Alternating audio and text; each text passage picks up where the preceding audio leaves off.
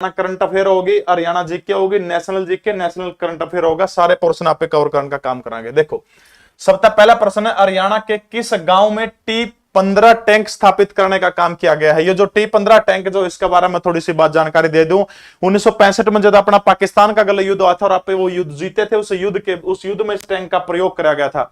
बाद में हरियाणा प्रदेश का एक गांव है, उस गांव के अंदर इसको स्थापित करने का काम करती है, ताकि जो भी लोग आएंगे देखेंगे उनमें देशभक्ति की भावना जो है जागने का काम करेगी। इसलिए जो है इसको टैंक को स्थापित करने का काम किया। वो गांव हिसार जिले का रोनाथ है, भिवानी का बापुड़ा है, या फिर यमुनानगर का सुध है, या फिर हिसार जिले का राखीगढ़ी है। बी ऑप्शन बिल्कुल सही है। तो भिवानी जिले का बापुड़ा जो है, जिसको सैनिकों की नर्सरी कहा जाओ है, इसी बापुड़ा जो है आप सभी ने भी रहा है, जनरल वीके सिंह जो है, जनरल वीके सिंह का गांव है बापुड़ा। ठीक है, जनरल वीके सिंह हो गया, जनरल दलबीर सुहाग हो गया। ठीक है, दलबीर सुहाग, ये सारे के सारे हरियाणा की भूमि से निकले हुए हैं, हरियाणा की धरती से निकले हुए हैं। या फिर नौसेना के अध्यक्ष रहे सुनील लांबा, एडमिरल सुनील लांबा जो है, ये तीनों के तीनों अध्यक्ष जो थे वो हरियाणा प्रदेश ने देश को देने का काम किया है। तो भिवानी जिले का जो है बापुड़ा गांव जो है, बापुड़ा गांव के बाहर जो है T-15 जो है, T-55 जो है, इस टैंक को स्थापित करने का काम किया गया है। बस इतनी ध्यान रखने आपने। सुनील लांबा पलवल जिले के अंदर जिनका जन्म हुआ था, जर्जर जिले के बिसहान गांव के अंदर जो था दलबीर सुहाग का जन्म हुआ था। इसके अलावा जनरल वीके सिंह का जन्म, जो वर्तमान में केंद्रीय सड़क परिवहन राज्य मंत्री हैं, और जो गाजियाबाद जो है वहां से सांसद है वीके सिंह, और जिला भिवानी के बापुड़ा गांव से जो है वो संबंध रखते हैं। गुरदीप जांगड़ा, राम राम होगी भाई आपकी भी। ठीक है भाई, नरी शायरी में कुछ नहीं दे रहा, चलो वाह कर दो। अभी तो असली उड़ान बाकी है, अभी तो असली उड़ान बाकी है, परिंदों का इम्तिहान बाकी है। अभी तो असली उड़ान बाकी है, परिंदों का इम्तिहान बाकी है। अभी अभी तो लांगा है समुंदर, अभी तो पूरा आसमान बाकी है। अभी तो पूरा आसमान बाकी है। आसमान कब लांगा जाएगा? जब आप सीटी के पेपर क्लियर कर दोगे। कर दो वाह शाबाश। देखो हो जाओगा बिल्कुल। पीडीएफ जीके परवीन उड़ान टेलीग्राम है, इस चैनल के अंदर आपने पूरी की पूरी पीडीएफ दे दूंगा। घबराने की, टेंशन लेने की, डरने की थोड़ी सी भी कोई दिक्कत नहीं। ठीक है, ये छोरी तो रोने लग जाएगी, घर आए कह देगी मम्मी मास्टर ना पीडीएफ कौन देंदा, दे दूंगा बेटी। देखो हाल ही में भारत के किस राज्य में दुनिया का पहला लिक्विड मिरर टेलीस्कोप स्थापित करने का काम किया गया है? लिक्विड मिरर टेलीस्कोप जो है भारत के वैज्ञानिकों के द्वारा तैयार किया गया। इसका मतलब क्या है? ये पहाड़ियां में स्थापित किया गया है। और ये जो पहाड़ी जो है, गुरुजी मैं आपकी दादी की भतीजी हूं, चलो बेबे कोई बात नहीं। ठीक है, तो लिक्विड मिरर टेलीस्कोप जो है ये पहाड़ियां के अंदर स्थापित करने का काम किया गया है। दूसरी महत्वपूर्ण बात जो है इसके अंदर के है, यो आसमान के अंदर जो है निगाह लगा के सारी चीजें जो है, मौसम के बारे में सारी चीजें, यो सारा सिस्टम जो है देने का काम करेगा। तो आपने ध्यान रखना है, यानी दुनिया का पहला लिक्विड मिरर जो इसमें पारे का प्रयोग किया गया, टेलीस्कोप समझ गए होंगे, टेलीस्कोप स्थापित किया गया है। तो वो झारखंड, बिहार या फिर उत्तराखंड या फिर हरियाणा, तो आपने याद रखना वो झारखंड राज्य, सॉरी उत्तराखंड राज्य है। उत्तराखंड राज्य के अंदर दुनिया का पहला लिक्विड मिरर टेलीस्कोप जो है इसका प्रयोग किया गया, स्थापित करने का काम किया गया। नो पूछे इसमें क्या का प्रयोग किया गया, तो आपने याद रखना इसमें पारे का प्रयोग किया गया। ठीक है, किसका प्रयोग किया गया है? पारे का प्रयोग किया गया। बिल्कुल भाई, 10 जून के अंदर, 10 जून को दिल्ली पुलिस का स्पेशल बैच लीजो ऐप के ऊपर शुरू हो जाएगा। ठीक है, हरियाणा के कितने शहरों में राशन डीपीओ में माइक्रो एटीएम मशीन का पायलट प्रोजेक्ट शुरू किया गया है? देखो सबसे पहले एक प्रश्न आया था, अभी हरियाणा में अनाज का एटीएम कड़ा है, तो याद रखना अनाज का एटीएम जो है गुड़गांव का, जो फरूख नगर जो है, गुड़गांव के फरूख नगर के अंदर के है अनाज का एटीएम, हरियाणा सरकार ने लगाया था, पायलट प्रोजेक्ट था। ठीक है, अनाज का एटीएम गुड़गांव का फरूख नगर जो था उड़ के था, अनाज का एटीएम लगाने का काम किया गया था। लेकिन उड़ के पूछा है भाई माइक्रो प्रोजेक्ट है, यह चीज ध्यान रखनी है। ठीक है, और ये जो माइक्रो प्रोजेक्ट जो है कितने जिलों के अंदर शुरू किया गया? 5, 7, 8, 10। इसका मतलब क्या है? इस माइक्रो प्रोजेक्ट का सिस्टम क्या है यो, यानी इसके तहत जो राशन डिपो है हरियाणा प्रदेश के 9500 जो डिपो जो है राशन के डिपो 9500, 9500, इन डिपो के अंदर जो है एक छोटी सी मशीन लगाई जाओगे। उसमें जो गरीब आदमी जो है क्या करेंगे, पीसे कटवाने जाओगे, तो गलत गलत जो अनाज लेने जाओगे डिपो में, राशन लेने जाओगे, गलत गलत पीसे कटवाने वो काम भी कर सके, उसके बदले डिपो वाले सरकार क्या करेगी? कमीशन देने का काम करेगी। ठीक है, तो आपने याद रखना हरियाणा के 5 जिलों के अंदर जो है इसको शुरू करने का काम किया गया। राशन डिपो जो है हरियाणा के 5 जिले हैं, 5 जिलों के अंदर गुड़गांव है, फरीदाबाद है, हिसार है, करनाल है, पंचकुला है। गुड़गांव है, गुड़गांव, फरीदाबाद, हिसार, करनाल, और 5वां कौन सा बच गया? एक पंचकुला बच गया। ठीक है, ये 5 जिले हैं पंचकुला, इन 5 जिलों के अंदर क्या किया है, माइक्रो एटीएम लगाने का काम किया गया है। गुड़गांव, फरीदाबाद, हिसार, करनाल, पंचकुला, यानी पायलट प्रोजेक्ट के ऊपर इस योजना को शुरू किया गया। धीरे धीरे अगर सब कुछ सही रहा तो आने वाला टाइम में जो है हरियाणा के जो है अन्य जिला के अंदर भी जो है इसको क्या करने का, लागू करने का काम कर दिया जाएगा। कल परसों से एक बहुत बेहतरीन सीरीज शुरू करने वाले, यहाँ पे मैं एक प्रश्न पूछा करूंगा आप पे, जो इसमें नहीं होगा, जिस प्रश्न का सबसे पहला उत्तर जो जल्दी देगा, सबसे पहले कमेंट करेगा, उसको सीटी का प्रैक्टिस बैच बिल्कुल फ्री मिलेगा। और पूरे सेशन के दौरान एक डेढ़ घंटे का सेशन जो है, उसके दौरान 3 क्वेश्चन पूछे जाएंगे अलग अलग, और 3 प्रश्न के जो सही उत्तर दे देगा उस बंदे का, जो सबसे पहले कमेंट करेगा, उसका जो ऐप में जो है सीटी का प्रैक्टिस बैच बिल्कुल फ्री में एक्टिवेट कर दिया जाएगा। एक बार टीम वो सर्च करने लग रही है कि आप किस तरह से कमेंट करके पता कर सको हो कि किसने पहले उत्तर दिया, उससे कैसे संपर्क साधा, जैसे वो ठीक होगी तो कल या परसों से शुरू कर दूंगा, ठीक है। देखो भाई, तो याद रखना, गुड़गांव, फरीदाबाद, हिसार, करनाल और पंचकुला, इनके अंदर जो है राशन डिपो, मतलब ये मामला कौन सा डिपार्टमेंट का आ गया, ये खाद्य विभाग का आ गया। और खाद्य आपूर्ति मंत्री हरियाणा प्रदेश के अगर आपको पूछा तो कौन है, तो याद रखना है अनूप धानक जो है वो, अनूप धानक जो है वो हरियाणा प्रदेश के खाद्य मंत्री हैं, ठीक है। पहले दुष्यंत चौटाला के पास हुआ करता है मामला यो, तो ये अनूप धानक के पास में दे दिया था पीछे जब मंत्रिमंडल का गठन हुआ था, ठीक है। श्याम दो से राम राम भाई। तो याद हो जाएगा, गुड़गांव, फरीदाबाद, हिसार, करनाल, पंचकुला, 5 जिले हरियाणा के, जिनमें एटीएम लगाने का काम हरियाणा सरकार के द्वारा कराया जाएगा।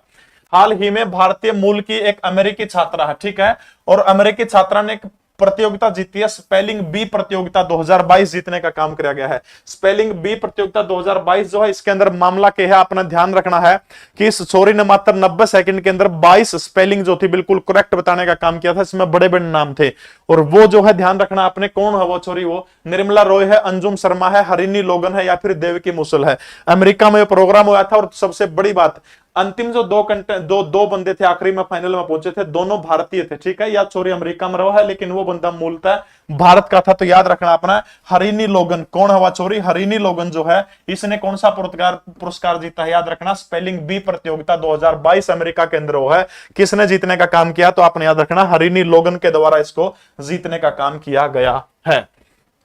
हरियाणा के किस जिले के सचिवालय में गूगल ऑफिस की तरह एक कक्ष बनाया जा रहा है, गूगल ऑफिस की तरह, इसका मतलब क्या है, नरेंद्र शोकन जी राम राम। पंचकुला, रोहतक, हिसार या फिर अंबाला, यानी इसके अंदर मामला क्या है, बहुत इंपॉर्टेंट चीज है, जो आप सरकारी डिपार्टमेंट में जाओ, खासतौर पर हमारे जो माता बहने विवाहित हो, छोटे बालक न लेकर जाओ, ना फीडिंग वगैरह करानी हो है, तो जगह कौन पांदी नु एंडे जाओ है। तो इसमें क्या है, ऑफिस में अलग लेडीज के लिए सोन खातर, बैठन खातर, आराम कर लो, यानी जब तक उसका नंबर नहीं आता तो उस खातर यह जगह बनाई गई है, ठीक है। तो यो कक्ष जो है, एक महिला डीसी है जिनका नाम है डॉक्टर प्रियंका सोनी, बहुत गजब की है डॉक्टर प्रियंका सोनी। और डॉक्टर प्रियंका सोनी किस जिले की वर्तमान में डीसी है, तो आपने याद रखना हिसार जिले की उपायुक्त है। और जिला हिसार के अंदर जो है एक सचिवालय, जो जिला सचिवालय जो उसके अंदर क्या किया जाएगा, गूगल के जैसा कक्ष बनाने का काम किया जाएगा, ताकि महिलाएं जो है, महिलाएं वहां पर आराम कर सके। और इस तरह का हरियाणा का ये सबसे पहला अनोखा प्रोजेक्ट है कि सरकारी डिपार्टमेंट में जाकर वहां आराम करने के लिए एक अलग से कमरा महिलाओं को देने का काम डॉक्टर प्रियंका सोनी के द्वारा किया गया, जो हिसार जिले की माननीय उपायुक्त है, ठीक है। हाल ही में कौन बुकर पुरस्कार जीतने वाली पहली भारतीय लेखिका बनी है, बुकर पुरस्कार जीतने वाली पहली भारतीय लेखिका कौन बनी है, फटाफट कमेंट करके उत्तर दीजिए, जल्दी जल्दी बताओ शाबाश भाई। पढ़ना पड़ेगा, कोई इलाज नहीं, क्योंकि दोस्तों जितना बड़ा सपना होगा उतनी बड़ी तकलीफ होगी, जितना बड़ा सपना होगा उतनी बड़ी तकलीफ होगी, और जितनी बड़ी तकलीफ होगी उतनी बड़ी कामयाबी होगी। तकलीफ जितनी बड़ी होगी ना, उतनी बड़ी कामयाबी होगी, बस जुटे रहो, पढ़ते रहो, ठीक है। तो बुकर पुरस्कार के बारे में आप याद कर ले, तो साल 1969 के अंदर बुकर पुरस्कार की शुरुआत कर दी थी, तो आपने याद रखना साल 1969 के अंदर जो है बुकर पुरस्कार की शुरुआत हुई थी। ब्रिटेन यानी ब्रिटिश सरकार जो है, ब्रिटेन के लोग इसको देने का काम करते हैं, बुकर पुरस्कार को 60,000 ब्रिटिश पाउंड जो है ये देने का काम किया जाता है। इस पुरस्कार के तहत इस्माइल कादरे पहला व्यक्ति था जिसको पहली बार जो था बुकर पुरस्कार देने का काम किया गया था, ठीक है। बुकर पुरस्कार दिया गया था। इस बुकर पुरस्कार को क्या किया जाओ है, इसको साहित्य का ऑस्कर पुरस्कार बोला जाओ, ठीक है। साहित्य का ऑस्कर पुरस्कार किसको बोला जाओ, तो याद रखना साहित्य का ऑस्कर पुरस्कार इसी को बोला जाओ है। किन किन भारतीयों को मिल चुका है ये, तो आपने ध्यान रखना, पहला भारतीय पुरुष जिसको मिला था ये था सलमान रसूदी, सलमान रसूदी, ठीक है। सलमान रसूदी को मिल चुका है। वीएस नोएपॉल को मिल चुका है, वीएस नोएपॉल। इसके अलावा अरविंद अडिगा को मिल चुका है, अरविंद अडिगा को मिल चुका है। किरण देसाई को मिल चुका है, किरण देसाई। और पहली महिला जो थी वो कौन थी इस पुरस्कार को मिला था, उसका नाम है अरुंधति रॉय, ठीक है, अरुंधति रॉय जो है पहला पुरस्कार मिला था। लेकिन गीतांजलि में क्या खास बात है, गीतांजलि श्री वो हिंदी की पहली लेखक है जिसको ये पुरस्कार मिला है। मेरी बात समझ गए आप?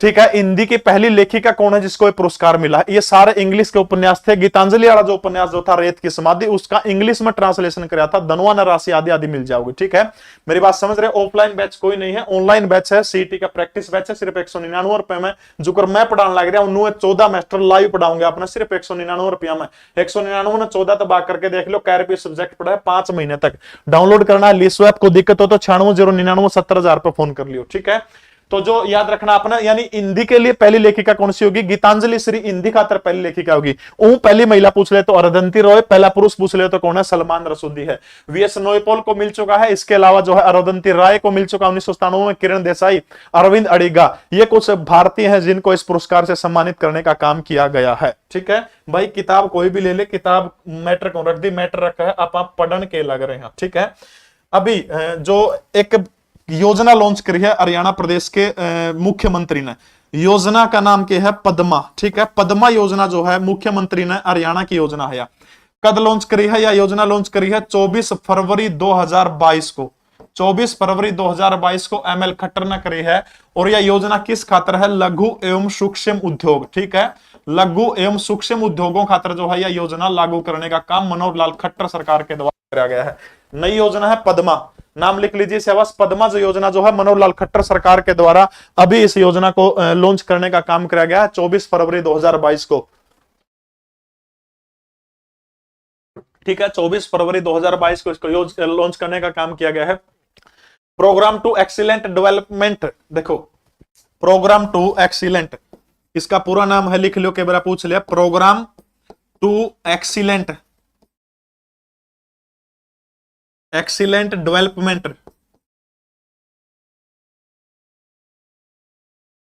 ठीक है, एक्सीलेंट डेवलपमेंट या इसका नाम है। ठीक है, और फॉर किस खातर है? या तो एमएसएमई जो लघु वो उद्योग जो है उन खातर है। ठीक है, एमएसएमई। ठीक है, एमएसएमई एडवांस, ये पूरा नाम है इस योजना का। ठीक है, एमएसएमई एडवांस, एमएसएमई एडवांस, इसका देख लियो, लघु एवं सूक्ष्म उद्योग बनेगा। एमएसएमई का पूरा तो अंग्रेजी अपनी जमा कमजोर है, एमएसएमई।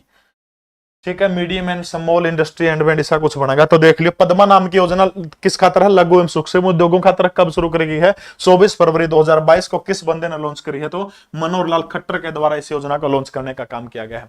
हाल ही में किस देश की सरकार ने पूर्व भारतीय क्रिकेटर सुरेश रैना को स्पोर्ट्स आइकन पुरस्कार देने का काम किया? तो वो सरकार कौन सी है? वो सरकार जापान की है, वो सरकार बांग्लादेश की है, वो सरकार मालदीव की है, या फिर वो हमारा पड़ोसी मित्र नेपाल है? तो फटाफट बताइए, इनमें से कौन सा देश की सरकार ने जो है सुरेश रैना को पुरस्कार देने का काम किया गया है?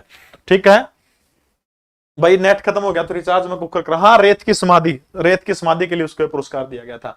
तो सुरेश रैना जो है आप सभी को पता है चेन्नई सुपर किंग के लिए खेलते थे, अभी रिटायर हो चुके हैं। और रिटायर होने के बाद में है एक सरकार है, उस सरकार ने काम क्या किया है? इनको अवार्ड देने का काम किया है। अवार्ड कौन सा है?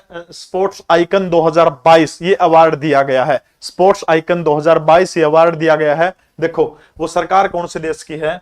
मालदीव की सरकार है। मालदीव के राष्ट्रपति का नाम आपने ध्यान रखना, कौन है? इब्राहिम सोली है। कौन है? इब्राहिम सोली है जो है वो मालदीव का राष्ट्रपति है। इसके अलावा मालदीव की कैपिटल, मालदीव की राजधानी कौन सी है? माले जो है मालदीव की राजधानी है। और मालदीव की मुद्रा कौन सी है? तो याद रखना रुपया, रुपया नहीं, रुपया। बस 3-4 बात याद रख ली उसकी। ठीक है, तो सुरेश रैना को स्पोर्ट्स आइकन अवार्ड 2022 किस देश की सरकार ने दिया है? तो मालदीव की सरकार ने सुरेश रैना को इस अवार्ड से नवाजने का काम किया है। और मालदीव का राष्ट्रपति इब्राहिम सोली है, मुद्रा का नाम रुपया है, और इसकी राजधानी आपसे कोई पूछने का काम करता है तो वो कौन सी है? राजधानी कौन सी है? तो माले इसकी राजधानी है। और इसकी जो संसद का नाम क्या है? पीपल्स मजलिस जो है उनकी संसद का नाम है पीपल्स मजलिस। ठीक है, अगला प्रश्न देखो फटाफट भाई। हाल ही में भारत के किस राज्य की पहली कागज रहित पेपरलेस विधानसभा कौन सी बनी है? यानी जिस विधानसभा के अंदर जो है कागज का प्रयोग बिल्कुल नहीं किया जाएगा, तो वो आपने ध्यान रखना है कि कौन सी राज्य की पहली विधानसभा है। हाल ही में 2-3 और बनी है, लेकिन भारत की सबसे पहली ऐसी विधानसभा कौन सी है जो कागजलेस बनी है, यानी पेपरलेस विधानसभा कौन सी है? वो फटाफट बताने का काम करिए। इश्क की तलाश में तुम क्यों निकलते हो? इश्क की तलाश में क्यों निकलते हो तुम? इश्क की तलाश में क्यों निकलते हो तुम, इश्क खुद ब खुद तलाश लेता है जिसे बर्बाद करना होता है। आप पे टोलेगा ना लिखड़ो। ठीक है, तो वो विधानसभा कौन सी है, तो याद रखना एक केंद्र सरकार की एक योजना है, योजना का नाम है ई विधान। ठीक है, ई विधान एक एप्लीकेशन है, ई विधान।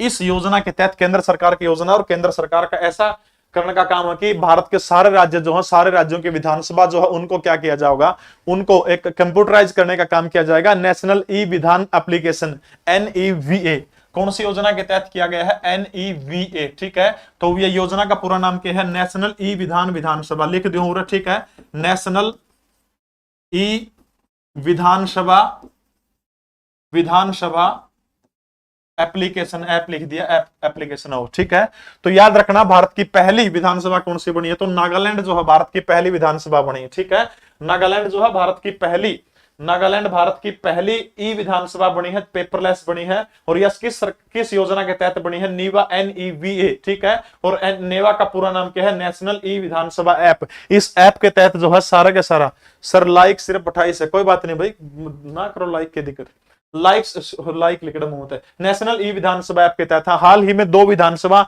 एक तो झारखंड विधानसभा हेमंत सोरेन की सरकार, एक उत्तर प्रदेश की, 2 और जो है वो पेपरलेस हो गई है। दोनों कौन सी है, तो लिख लीजिए, दोनों भी झारखंड और उत्तर प्रदेश के। बार अनु पूछ ले भाई इनमें से कौन सी विधानसभा पेपरलेस नहीं है, 3 तो ये दे देगा, बाकी और दे देगा। पीडीएफ भाई जीके परवीन उड़ान, यो टेलीग्राम रे असलम इस पर मिलेगी, यो टेलीग्राम के अंदर सर्च मार लियो जीके परवीन उड़ान, उसके अंदर आपने पीडीएफ दे दूंगा। ठीक है, तो ई विधानसभा 3 कौन सी होगी, नागालैंड होगी, झारखंड होगी, तीसरी कौन सी बचगी, उत्तर प्रदेश। पहली याद रख लियो, पहली नागालैंड की है, उसके बाद झारखंड है, फिर उत्तर प्रदेश है। बस इतनी ही बात आपने याद रखनी है।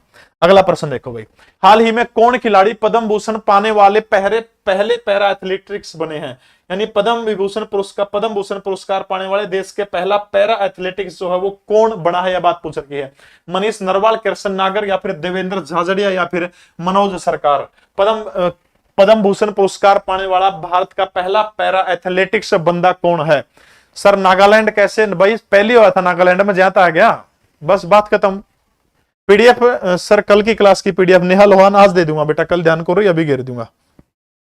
इंस्टाग्राम पर भाई परवीन_उड़ान है, टाइम लगेगा तो रिप्लाई दे दूंगा, कोई बात नहीं। बिल्कुल मिस पलक देवी, मलिक साहब, दोनों का उत्तर बिल्कुल सबसे पहले आपने सही दिया है। वो शख्स कौन है, भारत के राजस्थान राज्य के अंदर जन्मे भाला फेंक के खिलाड़ी जिन्होंने एथेंस ओलंपिक 2004, ठीक है, एथेंस ओलंपिक 2004 और 2016 के अंदर जो ओलंपिक खेल हुआ था, एथेंस ओलंपिक 2004, इसके अलावा रियो ओलंपिक 2016 के अंदर पैरा ओलंपिक के अंदर गोल्ड मेडल जीतने का काम किया भारत के राजस्थान राज्य के देवेंद्र झाझड़िया। इनका खेल कौन सा, तो याद रखना इनका खेल भाला फेंक है। ठीक है, भाला फेंक है। अभी 2020 के ओलंपिक के अंदर इनको शायद रजत पदक मिला था, तो यह बात याद रखनी है। रियो ओलंपिक में गोल्ड मेडल जीतने वाले देवेंद्र झाझड़िया को जो है पद्म भूषण सम्मान से सम्मानित किया गया है, और पहला पैरा एथलेटिक्स खिलाड़ी है, यह बात याद रख लियो, पहला है बंदा। ठीक है, राजस्थान के रहने वाले हैं। हाल ही में केंद्र सरकार ने किस दिन को राष्ट्रीय डॉल्फिन दिवस के रूप में मनाने की घोषणा की है, केंद्रीय डॉल्फिन दिवस के रूप में केंद्र सरकार ने किस दिन को मनाने की घोषणा की है। जितेंद्र सिंह आज कैलाली भी दे दूंगा, जाली भी दे दूंगा, ना घबराओ। बताओ शाबाश। डॉल्फिन दिवस, देखो डॉल्फिन से कुछ थोड़ा सा, डॉल्फिन एक मछली का नाम है, और यह मछली जो है कड़े पाई जाओ है, मछलियां की तलाश में तुम भी रहो, लेकिन यह न्यारी मछली है, यह मछली मां गंगा के अंदर पाया जाओ। ठीक है, तो इसलिए इस मछली का नाम गोंगे डॉल्फिन है। ठीक है, क्या नाम है, गोंगे डॉल्फिन। या जो गंगे डॉल्फिन, जो सबसे पहले गंगा के ऊपर आ जाओ, गंगा भारत की राष्ट्रीय नदी है, और यह दर्जा दिया गया था गंगा को 2008 में। यानी गंगा भारत की राष्ट्रीय नदी कब बनी थी, तो याद रखना 2008 के अंदर गंगा भारत की राष्ट्रीय नदी बनी थी। इसके बाद जो थी इस गंगा के अंदर एक मछली पाई जाओ, जिस मछली का नाम है डॉल्फिन। बिहार के मुख्यमंत्री नीतीश कुमार ने एक सुझाव दिया था तत्कालीन प्रधानमंत्री डॉक्टर मनमोहन सिंह को, कि जो डॉल्फिन नाम की मछली जो, इसको बचाने के लिए इसको भारत का राष्ट्रीय जलीय जीव घोषित कर दिया जाए। तब 2010 के अंदर, 2010 में क्या कर दिया गया, डॉल्फिन को भारत का राष्ट्रीय जलीय जीव घोषित कर दिया गया था। ठीक है, भारत का राष्ट्रीय जलीय जीव के है, तो डॉल्फिन नाम की मछली जो है वो भारत की राष्ट्रीय जलीय जीव है। 2010 में किसकी सलाह के ऊपर किया था? तो याद रखना बिहार के मुख्यमंत्री नीतीश कुमार की सलाह के ऊपर तत्कालीन प्रधानमंत्री मनमोहन सिंह ने सुझाव दिया था। तो अभी 5 अक्टूबर को केंद्रीय पर्यावरण मंत्रालय जो है, 5 अक्टूबर ने केंद्रीय जो पर्यावरण मंत्रालय जो है, केंद्रीय पर्यावरण मंत्रालय ने डॉल्फिन दिवस मनाने की घोषणा करी है 5 अक्टूबर को। तो आपने याद रखना है ये जो 5 तारीख है, 5 अक्टूबर यह घोषणा किसने करी? केंद्रीय पर्यावरण मंत्रालय ने। और भारत के केंद्रीय पर्यावरण मंत्री का कोई आपसे नाम पूछा तो वो कौन है? वो है भूपेंद्र यादव। भूपेंद्र यादव हरियाणा के गुड़गांव जिले से संबंध रखते हैं और राज्यसभा के सांसद और हरियाणा से संबंध रखते हैं, दक्षिण हरियाणा से। और ये जो है केंद्रीय पर्यावरण मंत्री है, ठीक है, यह चीज आपने ध्यान रखनी है। केंद्रीय पर्यावरण मंत्री कौन है? भूपेंद्र यादव है। 2009 में घोषणा करी गई थी, 2010 के अंदर घोषित, 2009 में घोषणा करी थी लेकिन लागू 2010 के अंदर कराया गया था, ठीक है। 9 में घोषणा हुई थी, 10 के अंदर इसको लागू करने का काम किया था। तारीख बता दूं, जिस दिन सरकार की अधिसूचना जारी हुई थी वो तारीख थी 18 मई 2010, तो इसलिए 2000 कर सका पे, ठीक है, याद हो जाओगा। सर मेरा कमेंट ले लो, गोविंदा नैन, पूजा रानी, ठीक है। तो 4-5 बात याद रखनी। 5 अक्टूबर को किसने? केंद्रीय पर्यावरण मंत्रालय ने। पर्यावरण मंत्री कौन है? भूपेंद्र यादव, हरियाणा के गुड़गांव के रहने वाले हैं, राज्यसभा के जरिए देश की संसद के अंदर वो गए हैं, ठीक है।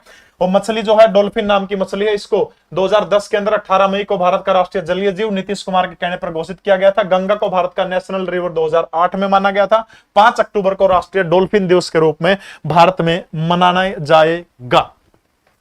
साई जो है sports authority of India, national मुक्केबाजी अकादमी रोहतक की स्थापना किस वर्ष हुई थी? कहने का मतलब क्या है, हरियाणा का जो रोहतक जिला जो है, रोहतक जिले के अंदर राष्ट्रीय मुक्केबाजी अकादमी जो है, इसकी स्थापना कब हुई थी? राष्ट्रीय मुक्केबाजी अकादमी 1900, इसकी स्थापना कब हुई थी? तो आपने याद रखना, राष्ट्रीय मुक्केबाजी अकादमी की स्थापना 16 नवंबर 2017 16 नवंबर 2017 को रोहतक जिले के अंदर। विजय गोयल तत्कालीन खेल मंत्री थे। आज अगर पूछे तो भारत का खेल मंत्री आपसे कौन है? तो भारत का खेल मंत्री वर्तमान समय में कौन है? तो हिमाचल प्रदेश के अनुराग ठाकुर जो है वो वर्तमान समय में भारत के क्या है? खेल मंत्री हैं, अनुराग ठाकुर, ठीक है। तो विजय गोयल ने 16 नवंबर 2017 को जो है रोहतक के अंदर राष्ट्रीय मुक्केबाजी अकादमी जो थी, राष्ट्रीय मुक्केबाजी अकादमी का गठन किया गया था। सर जी जिसने सीईटी का बैच ले रखा उसको फ्री मिलेगा, वो जिसने ले रखा ठीक है, आप और किसी ने दिवास को, ठीक है। 3 क्वेश्चन तड़का तो पूछूंगा, नुबेरा पटिया नहीं, बाकी अगर जो सही उत्तर दे उस तक हमारी टीम पहुंच गई तब यह योजना शुरू करांगे। कल से संभावना, कल या परसों से पूरे सेशन के दौरान कभी भी मेरा जी करेगा 3% पूछ सकूं, जो सही उत्तर देगा उन 3 जो बंदे हैं उन 3 का फ्री में बैच एक्टिवेट कर दिया जाएगा। या तो प्रैक्टिस बैच या कोई भी बैच अपने लिस्ट ऐप के ऊपर लेना, वो एक्टिवेट कर दिया जाएगा, चाहे वो कितना ही महंगा हो, ठीक है। हो जाएगा 2018। हाँ, अभी भारत सरकार की एक योजना है जो 2028 के ओलंपिक होंगे लॉस एंजलिस के अंदर, ठीक है। 2028 के ओलंपिक, 2028 के ओलंपिक खेलों के अंदर लॉस एंजलिस में जो ओलंपिक होंगे उसके लिए एक सरकार ने 14 खेलों को चुना है। 1 स्टेट 1 गेम, ठीक है, 1 स्टेट 1 गेम, यानी एक स्टेट को एक खेल दिया है। तो याद रखना हमारा हरियाणा जो है, हमारा हरियाणा कौन सा खेल को चुनेगा? तो बॉक्सिंग को चुनेगा हमारा हरियाणा, ठीक है। यानी 2028 के ओलंपिक की तैयारी के लिए हरियाणा ने कौन से खेल को चुनने का काम किया? तो याद रखना बॉक्सिंग को चुना है। 1 स्टेट 1 गेम के तहत जो है मध्य प्रदेश ने शूटिंग को चुना है, उत्तर प्रदेश ने कुश्ती को चुना है। यानी एक राज्य का एक खेल होगा, उस खेल के अंदर वो राज्य काम करेगा। तो हरियाणा ने याद रखना कौन सा? सोनिया मान बेटा मेरा नंबर 9050961500 है, व्हाट्सएप के ऊपर आप लिख के भेज देना जो भी आपको बात करनी है, या इंस्टाग्राम के ऊपर प्रवीण_उड़ान, इसके ऊपर भी आप बात कर सकते हो। ऑपरेशन ब्लैकबोर्ड नामक कार्यक्रम कब शुरू किया गया था? ऑपरेशन ब्लैकबोर्ड जो है एक गजब की योजना थी भारत के तत्कालीन प्रधानमंत्री राजीव गांधी की सरकार की। राजीव गांधी का मानना था कि हिंदुस्तान के अंदर जो पढ़े लिखे कम लोग, खासतौर पर जो 40 साल से ऊपर के जो लोग हैं, उनको पढ़ाने के लिए राजीव गांधी की सरकार ने एक योजना शुरू की थी, ऑपरेशन ब्लैकबोर्ड, ठीक है। तो ऑपरेशन ब्लैकबोर्ड के समय भारत के प्रधानमंत्री कौन थे? राजीव गांधी भारत के प्रधानमंत्री थे। भारत के सबसे युवा प्रधानमंत्री थे राजीव गांधी, ठीक है। तो राजीव गांधी ने ऑपरेशन ब्लैकबोर्ड शुरू किया था। बूढ़े जो आदमी थे उनको पढ़ाने खातर। नु पूछ ले ऑपरेशन ब्लैकबोर्ड का संबंध किससे है? तो आपने याद रखना ऑपरेशन ब्लैकबोर्ड का संबंध किससे है? तो याद रखना आपने ऑपरेशन ब्लैकबोर्ड का संबंध है प्रौढ़ शिक्षा से। और इसके तहत क्या किया करते? बड़े बूढ़े ने जो थी शिक्षा देने का काम किया करता था। गुजर, आपका उत्तर बिल्कुल सही है। 1987 1988 के दौरान जो है राजीव गांधी की सरकार ने जो था ऑपरेशन ब्लैक बोर्ड को चलाने का काम किया था। 1987 1988 के दौरान एक विचित्र घटना घटी थी हमारा हरियाणा में ऑपरेशन ब्लैक बोर्ड के दौरान। काम के था, मैंने शायद पहले भी जिक्र कराया हुआ तारा गया। एबीसीडी सिखा कर दे बूढ़ा ने उस टाइम पे, बता कि बैंक में साइन सुनकर सिखाए तो नू तो आंधी को नहीं, A for apple, B for boy तो उनका समझ में आया कौन कर दे, और नू सिखा कर दे ए फॉर अमर सिंह की बू, नू सिखा कर दे ए फॉर अमर सिंह की बू, बी फॉर बर्थू की बू, सी फॉर चतरू की बू, नू सिखा कर दे उन्हें। अब एक दिन के ग्रेग मास्टर ने एम तक सिखा दिया, भाई एम फॉर मंगतू की बू, भाई इनू याद रख लियो, ठीक है। देखे किसी के बाबू का नाम हो कर जे, तो एम तक मंगतू भी सिखा दिया। अगले दिन 2-3 दिन पास स्कूल में डीओ का आने का सूत बैठ गया, मास्टर ने बोला सिखा दिया, बोले हाँ जी पूरी एबीसीडी सिखा दी, पूछ लो। ये मास्टर उसने क्या कर, उसने तो नू बेरा थोड़ा था एम तक सिखा गया है, डीओ ने आंधे ने क्या कर दिया, डब्लू लिख दिया, एक बुढ़ा ठहर दिया, बोला बताता हूँ इसका के मतलब क्या है, नो बोला दिख तो मंगतू की बू पर गई, बोले फिर ये तो टांग ऊपर न कर रही।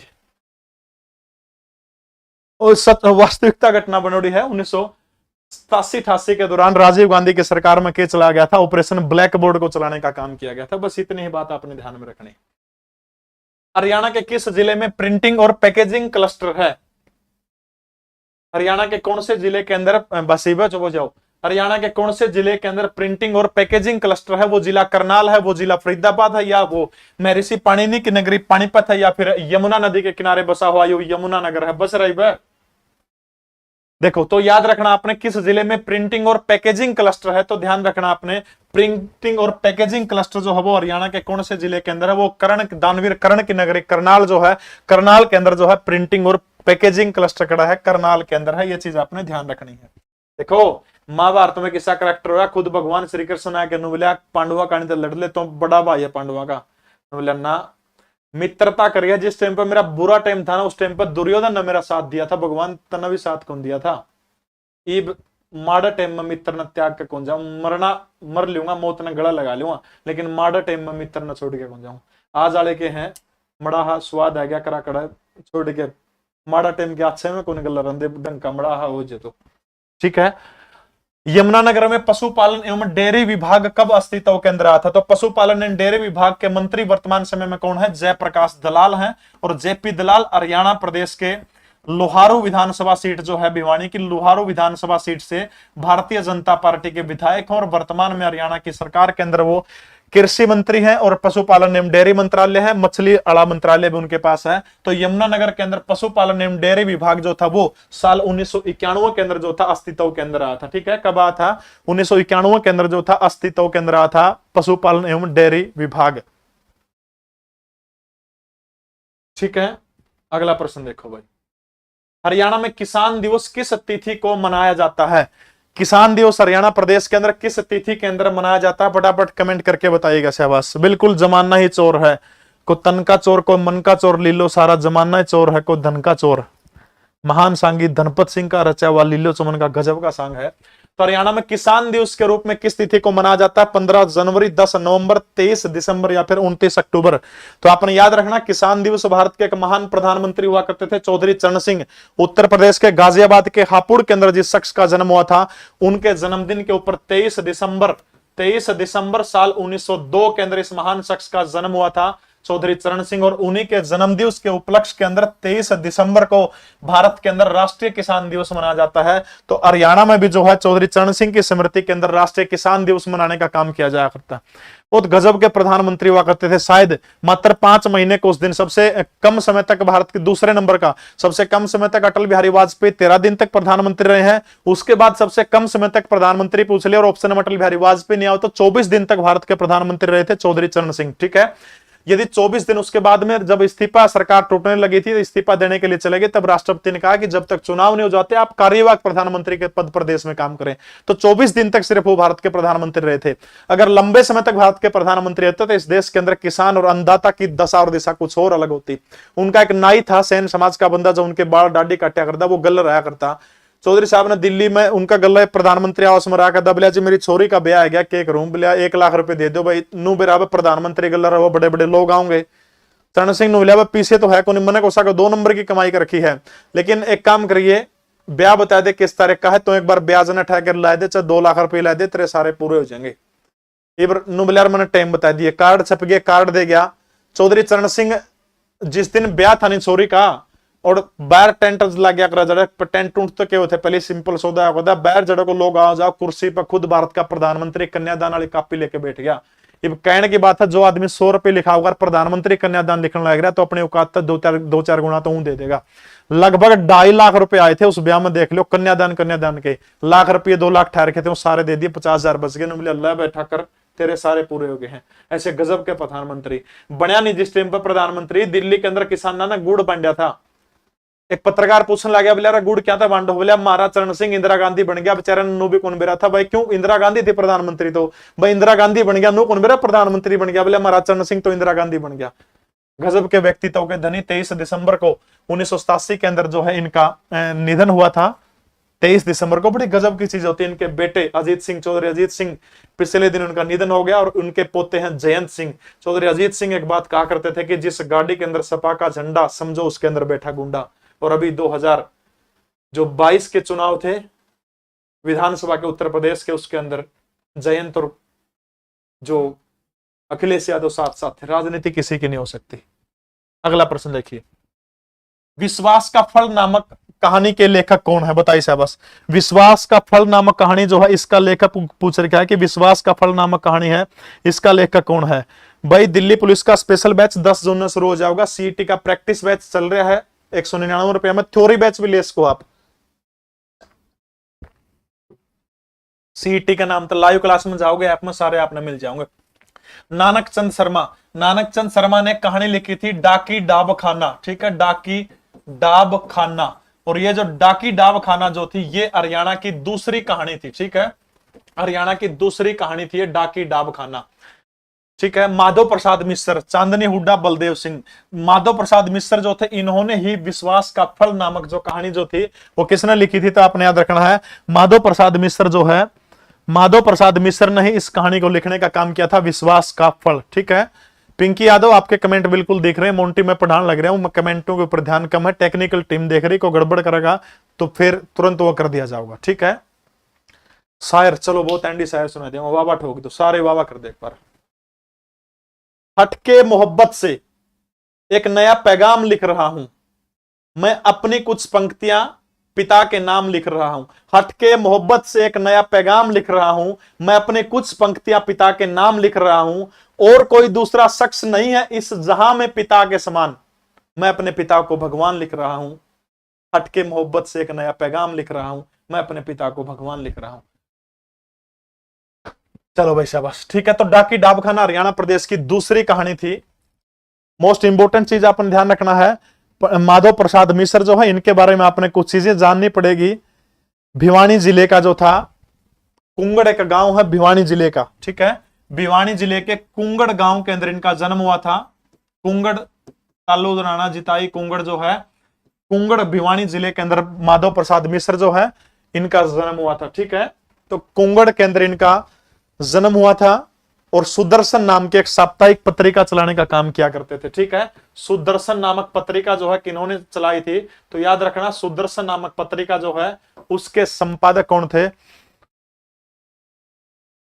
वैसे कुछ समय लाओ जलन के में, कुछ जलन की तार तो जला, कुछ समय लाओ, ठीक है। तो माधव प्रसाद मिश्र जो है याद रखना आपने, माधव प्रसाद मिश्र, ठीक है, हरियाणा के भिवानी जिले के कुंगड़ के अंदर जो है माधव प्रसाद का जन्म होता है 1928 के अंदर। सुदर्शन नाम की पत्रिका इन्होंने निकालने का काम किया था।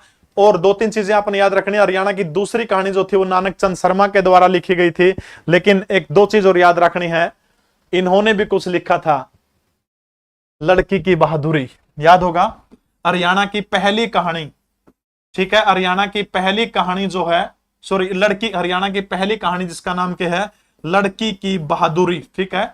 लड़की की बहादुरी जो है ये किसने लिखने का काम किया था, तो लड़की की बहादुरी हरियाणा की पहली कहानी है माधव प्रसाद मिश्र ने लिखी थी। 1928 में भिवानी के कुंगड़ गांव के अंदर जन्म हुआ था, सुदर्शन नाम की पत्रिका चलाया करते।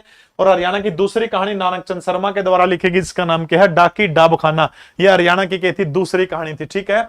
हरियाणा का पहला वो व्यक्ति जिसको साहित्य अकादमी पुरस्कार दिया गया था, कौन है, हरियाणा का वो पहला व्यक्ति जिसको साहित्य अकादमी पुरस्कार दिया गया था, उस आदमी का नाम क्या है, अशोक भाटिया, ठीक है। अशोक भाटिया जो है इस बंदे को हरियाणा का पहला साहित्य अकादमी पुरस्कार दिया गया था। हरियाणा का पहला साहित्य अकादमी पुरस्कार किसको दिया गया था, अशोक भाटिया, ठीक है, अशोक भाटिया। समुद्र का संसार इनकी एक रचना थी, उसके लिए अशोक भाटिया जो है इनको समुद्र का संसार एक रचना के लिए, समुद्र का संसार हरियाणा का पहला जिसको साहित्य अकादमी पुरस्कार दिया गया था। जीके परवीन उड़ान टेलीग्राम चैनल है, टेलीग्राम में सर्च कर लियो, पीडीएफ दे दूंगा। अशोक भाटिया जो है समुद्र का संसार जो था साल 1991 के अंदर जो है इनको क्या मिला था, पहला साहित्य अकादमी पुरस्कार जीतने वाला ये बंदा पहला व्यक्ति है। याद हो जाएगा समुद्र का संसार। अच्छा, साहित्यकारों की आराध्य स्थली हरियाणा के किस गांव को कहा जाता है? साहित्यकारों की आराध्य स्थली, तो याद रखना साहित्यकारों की आराध्य स्थली जिस गांव को कहा जाता है वो गांव है फरीदाबाद का सिंही गांव, जहां पर महान साहित्यकार जिसको हिंदी का सूर्य कहा जाता है, सिंही गांव के अंदर सूरदास का जन्म हुआ था, इसलिए साहित्यकारों की आराध्य स्थली हरियाणा के किस गांव को कहा जाता है? तो हरियाणा का सिंही गांव जो है इसको साहित्यकारों का आराध्य स्थल कहा जाता है। ठीक है, याद हो जाएगा। हरियाणा में जो है पद्य परंपरा का जनक किसको? गद्य और पद्य, ठीक है, बहुत ध्यान रखता हरियाणा का महाभारत के नाम में बेटा। हरियाणा के अंदर जो गद्य परंपरा जो है इसका जनक कोई आपसे पूछे तो राजा राम शास्त्री है। ठीक है, राजा राम शास्त्री गद्य परंपरा का जनक हरियाणा के अंदर कौन है? तो राजा राम शास्त्री जो है हरियाणा प्रदेश के अंदर गद्य, पद्य और गद्य दो चीजें होती है, तो गद्य परंपरा का जनक हरियाणा के अंदर किसने डाली थी? तो राजा राम शास्त्री के द्वारा डालने का काम किया गया था। उर तक सही है, तो चलो आगे चलते हैं भाई। बस अगला प्रश्न देखो, उस राजपूत प्रथा का नाम बताइए जिसके द्वारा दरबार की सभी महिलाओं ने दुश्मन द्वारा उन्हें पकड़ने से पहले ही आत्मदाह कर लिया जाता था। याद होगा आपने पद्मावती का नाम सुना होगा, जोहर करने का काम किया करती थी राजपूत स्त्रियां, उनका नाम आपने बताने का काम करना है कि वो राजपूत स्त्रियां जो जोहर किया करती थी वो क्या है? बिल्कुल सही है, वो जोहर किया करती थी। जब दुश्मन उनको पकड़ लेता था तो उससे पहले ही वो जोहर करने का काम कर लिया करती थी। बिल्कुल पिंकी यादव, फरीदाबाद का सिंही वो गांव है। वर्ष 1940 के चुनाव के बाद हरियाणा के कौन से कांग्रेसी नेता सरकार के अंदर शामिल थे? 1940 के अंदर कांग्रेस और यूनियनिस्ट पार्टी ने मिलकर के सरकार बनाने का काम किया था, और उसमें से जो है कौन से कांग्रेसी नेता पूछ रखा है, क्योंकि सर छोटूराम ने तो 1923 के अंदर फजल अली खान के साथ में मिलकर यूनियनिस्ट पार्टी बना ली थी। अब पूछ रखा है कि कौन से कांग्रेसी नेता सरकार में शामिल थे? छोटूराम तो यूनियनिस्ट पार्टी थी उनकी, तो खान बहादुर यासिन या फिर चौधरी लहरी राम या फिर पंडित नेकी शर्मा, इनमें से कौन सा बंदा जो था 1940 की जो सरकार थी उस सरकार के अंदर शामिल था? इस चीज को आपने बताने का काम करना है। तो वो एक वकील हुआ करते थे, हरियाणा के सोनीपत जिले के अंदर जन्मे थे, उनका नाम क्या है? चौधरी लहरी सिंह। वकील थे, उन्होंने वकालत की पढ़ाई की थी, और इनका जन्म हरियाणा के सोनीपत गांव के अंदर हुआ था। ठीक है, सोनीपत गांव के अंदर हुआ था। चौधरी टीकाराम को हराने का काम किया था इन्होंने। ठीक है, चौधरी टीकाराम को हरा करके 1940 के अंदर जो थे चौधरी लहरी सिंह जो है वो क्या बने थे? मंत्री बने थे। 1937 के अंदर कांग्रेस के अंदर वो शामिल हुए थे, और उसके बाद जो है 1940 के अंदर मंत्री पद उन्होंने संभालने का काम किया था। ऑप्शन ए के अंदर एक महान व्यक्ति का नाम नजर आता है, सर छोटूराम। तो सर छोटूराम के बारे में दो चार चीजें आप कर ले, पहले भी जिक्र किया, जो नए बालक जो है उन खातर जिक्र करना बहुत जरूरी है। ठीक है, तो सर छोटूराम जो है आप सभी ने बेरा है, जन्म सर छोटूराम का कड़ा हुआ था, तो हरियाणा का एक जिला है, जिला रोहतक। तो रोहतक जिले के अंदर जो है सर छोटूराम का जन्म हुआ था। ठीक है, कौन सा जिला है? सर छोटूराम का जन्म कब हुआ था? 24 नवंबर 1881। 24 नवंबर 1881 को रोहतक जिले के अंदर सर छोटूराम का जन्म हुआ है, 24 नवंबर 1881 को। और इनकी जो घर जो है निवास स्थान है उसको क्या बोला जाओ है? नीली कोठी। नीली कोठी या फिर प्रेम निवास जो है इनके घर को बोला जाओ है। ठीक है, नीली कोठी या फिर प्रेम निवास किसके घर को बोला जाओ? तो सर छोटूराम के घर को नीली कोठी या फिर प्रेम निवास बोला जाओ है। इनको एक उपाधि दी गई थी, आपको याद हो तो, दीन बंधु की। दीन बंधु सर छोटूराम। ठीक है, दीन बंधु की उपाधि देने का काम किसके द्वारा किया गया था? साल 1922। दो शख्स थे जिन्होंने इसको उपाधि दी थी इनको, CF एंड्रयूज और दूसरे शख्स थे महात्मा गांधी और CF एंड्रयूज ने साल 1922 के अंदर छोटूराम को किसकी उपाधि से नाम सम्मानित किया था? इनको किसकी उपाधि से सम्मानित किया था?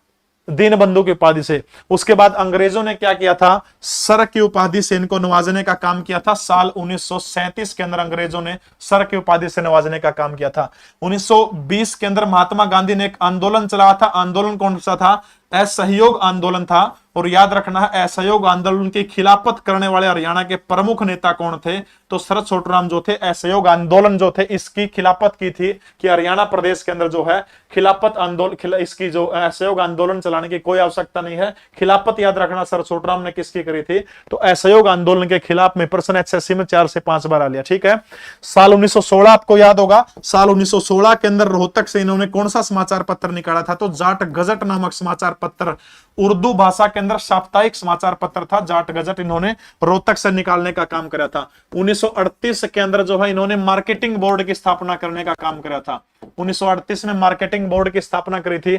इसके अलावा इनकी किताब का नाम याद रखना है द कशिश ऑफ इंडिया। ठीक है, द कशिश ऑफ इंडिया नामक किताब किसकी है? तो सर छोटूराम की लिखी हुई किताब है द कशिश ऑफ इंडिया।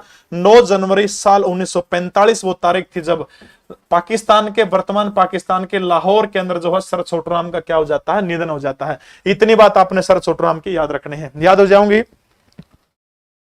ठीक है, इसके बाद में चलो आगे चलते हैं। आगे एक और शख्स का नाम आ रहा है, थोड़ी सी चर्चा उनके बारे में करूंगा, उसके बाद आगे चलेंगे। अगला नाम आता है पंडित नेकीराम शर्मा का। 1887 के अंदर भिवानी के केलंगा गांव के अंदर इनका जन्म हुआ था। 1887 के अंदर हरियाणा केसरी के नाम से इनको जाना जाओ। ठीक है, किस नाम से जाना जाओ है? हरियाणा केसरी के नाम से इनको जानने का काम किया जाओ है। भारत के एक राष्ट्रपति हुआ करते थे एपीजे अब्दुल कलाम। इनके विचारों से प्रभावित होकर जब वो उनके विचारों को पढ़ रहे थे राष्ट्रपति भवन के अंदर, तब उन्होंने क्या किया था? गाड़ी उठा के एक दौरा किया था भारत के, हरियाणा के भिवानी जिले के केलंगा गांव में। स्पेशल उनको श्रद्धांजलि देने के लिए वो आए थे। ठीक है, 2-3 चीजें अपने याद रखने। हरियाणा के प्रथम स्वतंत्रता सेनानी के रूप में इनको जाना जाओ है। 1930 के अंदर इन्होंने भिवानी से संदेश नामक पत्रिका प्रकाशित करने का काम किया था नेकीराम शर्मा ने। ठीक है, संदेश नामक पत्रिका जो थी भिवानी से प्रकाशित करने का काम किया था। जब अंग्रेजों ने इनको कहा कि 625 एकड़ भूमि आपके नाम करवा देंगे, आप आंदोलन मत करिए, तब इनका एक वाक्य है, बार बार एचएससी ने 2 बार पूछा है कि मुझे तो संपूर्ण भारत की भूमि चाहिए, 625 एकड़ मुझे नहीं चाहिए। किसान आंदोलन कर रहे हैं, तो सबसे पहला किसान आंदोलन जो था वो पंडित नेकीराम शर्मा के समर्थन के अंदर हुआ था। और याद करिए भिवानी जिले का मिलकपुर गांव है, मिलकपुर गांव के किसानों ने 30 तोले के उस जमाने में सोने के चैन इनको भेंट करने का काम किया था। किसान नेता के रूप में बड़े फेमस हुआ करते थे। 30 तोला बहुत कम नहीं होता। ठीक है, ये चीजें आपने इनकी ध्यान रखनी है। अगला प्रश्न देखिए, दांडी मार्च यात्रा 1978 सत्याग्रही थे महात्मा गांधी की। जब 12 अप्रैल को महात्मा गांधी साबरमती आश्रम से चले थे। ठीक है, साबरमती आश्रम, तो उस टाइम पर उसका गला कितने अनुयायी थे? तो याद रखना 78 चेले महात्मा गांधी के गले थे। 78 चेले में नो पूछ रहे क्या हरियाणा के अंबाला जिले से कौन महात्मा गांधी के साथ में था? फटाफट कमेंट करके बताइए कि इस 78 में से गांधी का गला कौन गया था। 2-3 चीजें आपने ध्यान रखनी है।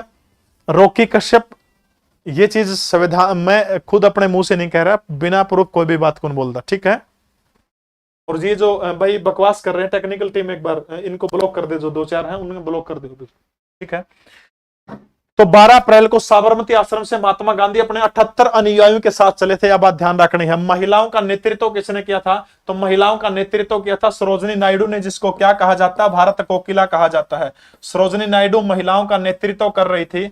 और इसी मार्च के विरोध में देखो, जो दांडी मार्च गुजरात में हुआ था, लेकिन 2-3 चीजें याद रखनी है। दक्षिण भारत में एक आंदोलन चला था, उसका नाम है वेदर नयन मार्च।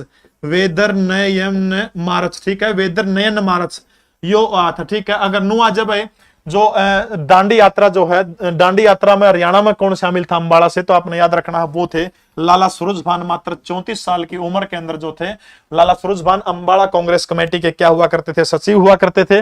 और लाला सूरजभान जो है वो महात्मा गांधी के साथ में 78 अनुयायी जो थे, इन 78 अनुयायियों के साथ में लाला सूरजभान भी कहां गए थे?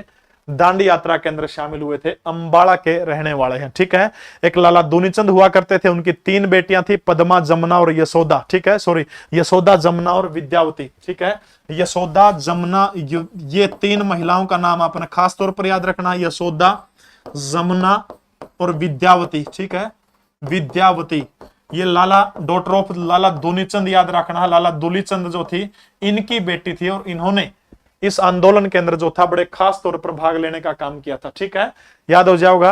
और हरियाणा के अंदर जो है दांडी यात्रा के बाद में हरियाणा के अंदर एक आंदोलन चला था। इस आंदोलन का नाम है इसे समय पर कर मत दो। ठीक है, कर मत दो आंदोलन हरियाणा ने चला था। तो कौन गए थे? लाला सूरजभान गए थे। यह चीज आपने याद रखनी है। तो दो चीज है, एक प्रश्न आवा कि महात्मा गांधी का जो है नमक कानून जो था, महात्मा गांधी ने कब तोड़ा था? ऑप्शन में 12 मार्च भी होगा, 6 अप्रैल भी होगा। 12 अप्रैल ने गांधी चला था 78 अधिनियम लेके। नमक कानून कब तोड़ा था?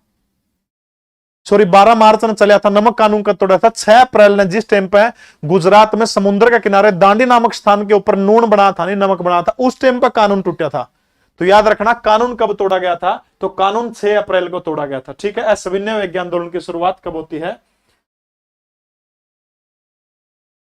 6 अप्रैल से होती है। Very good. अगला प्रश्न देखो, असहयोग आंदोलन के लिए गांधी जी अंबाला कब आए थे? असहयोग आंदोलन जो है, गांधी जी असहयोग आंदोलन के दौरान अंबाला कब आए थे? यह चीज आपने ध्यान रखनी है। तो महात्मा गांधी जो है असहयोग आंदोलन कांग्रेस का जो 1920 के अंदर कांग्रेस के कलकत्ता अधिवेशन हुआ था, और कांग्रेस के कलकत्ता अधिवेशन के दौरान जो है प्रस्ताव पारित किया गया था कि एक आंदोलन चलाने की आवश्यकता, और उस आंदोलन का नाम था असहयोग आंदोलन। ठीक है, असहयोग आंदोलन याद रखना आपने। 2-3 चीजें आपने इसके बारे में ध्यान रखनी है। सबसे पहली सभा असहयोग आंदोलन के समर्थन में हरियाणा के कौन से जिले के अंदर हुई थी?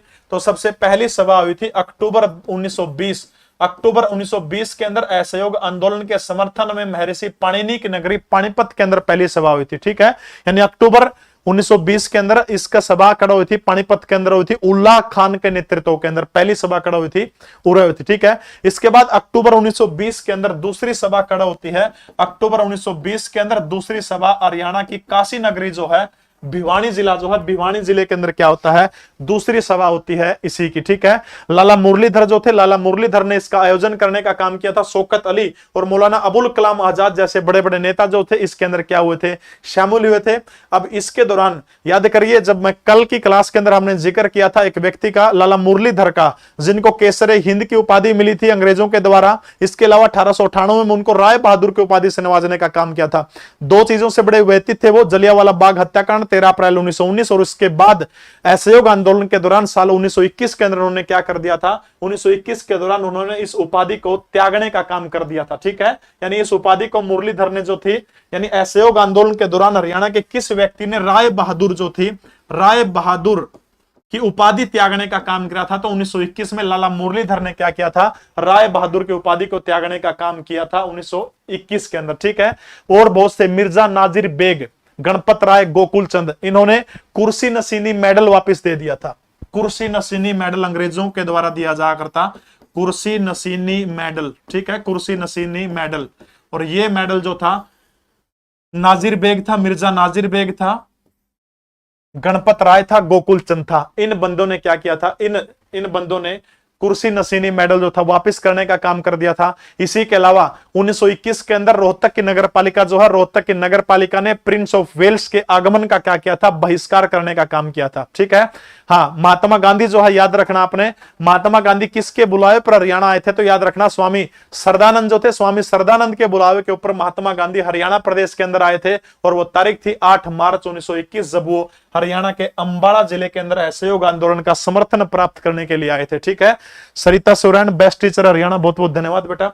याद रखना 8 मार्च 1921 को अंबाला आए थे। इससे पहले, सबसे पहले जो है अक्टूबर 1920 के अंदर पानीपत में सभा हुई थी, अक्टूबर 1920 के अंदर भिवानी में सभा हुई थी। अंबाला के अंदर सभा कब हुई थी? तो 8 मार्च 1921 को जो है सभा हुई थी। और याद रखना गांधी किसके बुलावे के ऊपर हरियाणा आए थे? तो स्वामी श्रद्धानंद के बुलावे के ऊपर जो है महात्मा गांधी कड़ाए थे, हरियाणा प्रदेश के अंदर आए थे। ठीक है, पीडीएफ जो है जीके परवीन उड़ान टेलीग्राम के अंदर आपको पूरी की पूरी दे दी जाओगी। घबराने की, डरने की, चिंता करने की कोई आवश्यकता नहीं है आपको। ठीक है, अगला प्रश्न देखियो, किस व्यक्ति को झज्जर का नवाब कहा जाता है? यानी इनमें से कौन वो व्यक्ति है जो झज्जर का नवाब रह चुका है?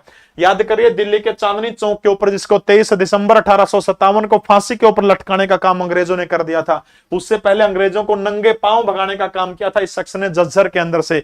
तो वो व्यक्ति कौन है जिसे झज्जर का नवाब कहा जाता है? नवाब अहमद अली, गुलाम खान, या फिर सेठ छाजूराम। इस महान शख्स को जितना नमन करूं उतना कम है। सेठ छाजूराम लांबा भिवानी जिले के रहने वाले हैं और इन्होंने बहुत सारे शिक्षण संस्थानों की स्थापना हरियाणा प्रदेश के अंदर करने का काम किया है। दो व्यक्ति, पंडित नेकीराम शर्मा जिन्होंने रोहतक के अंदर 1926 के अंदर गवर्नमेंट कॉलेज बनाने का काम किया, और सेठ छाजूराम जिनका मैं नमन करता हूं दिल से, क्योंकि इन्हीं के बनाए हुए शिक्षण संस्थान जाट कॉलेज हिसार के अंदर मैं 2008 से 2013 तक वहां का छात्र रहा हूं। बहुत ज्यादा लगाव है। सेठ छाजूराम गजब के व्यक्ति थे। अब्दुल रहमान खान, ठीक है, झज्जर के नवाब का नाम क्या है? अब्दुल रहमान खान जो है, अब्दुल रहमान खान। झज्जर का नवाब कौन था याद रखना आपने, अब्दुल रहमान खान जो था झज्जर के नवाब थे। 1845 से लेकर के 1857 तक झज्जर रियासत के ऊपर इन्होंने शासन करने का काम किया था, 1845 से 1857 तक। बाद में अंग्रेजों ने क्या किया, 23 दिसंबर सन 1857 को दिल्ली के चांदनी चौक के अंदर जो है, लाल किले के बिल्कुल सामने पड़ता है, यदि आपने चांदनी चौक देखा हो तो लाल किले के बिल्कुल सामने है चांदनी चौक, और उसी चांदनी चौक के अंदर 23 दिसंबर 1857 को झज्जर के नवाब अब्दुल रहमान खान को क्या कर दिया था, अंग्रेजों के द्वारा फांसी पर लटकाने का काम कर दिया था। यहां तक समझ आ गया तो बिल्कुल ओके लिख के भेज दीजिएगा। उसके बाद अगला प्रश्न करते हैं। प्रतिहार एक राजा है जिनका नाम है नागभट्ट द्वितीय, उसके द्वारा हरियाणा प्रदेश के ऊपर कब्जा कब किया गया था? फटाफट कमेंट करके बताइएगा जल्दी जल्दी।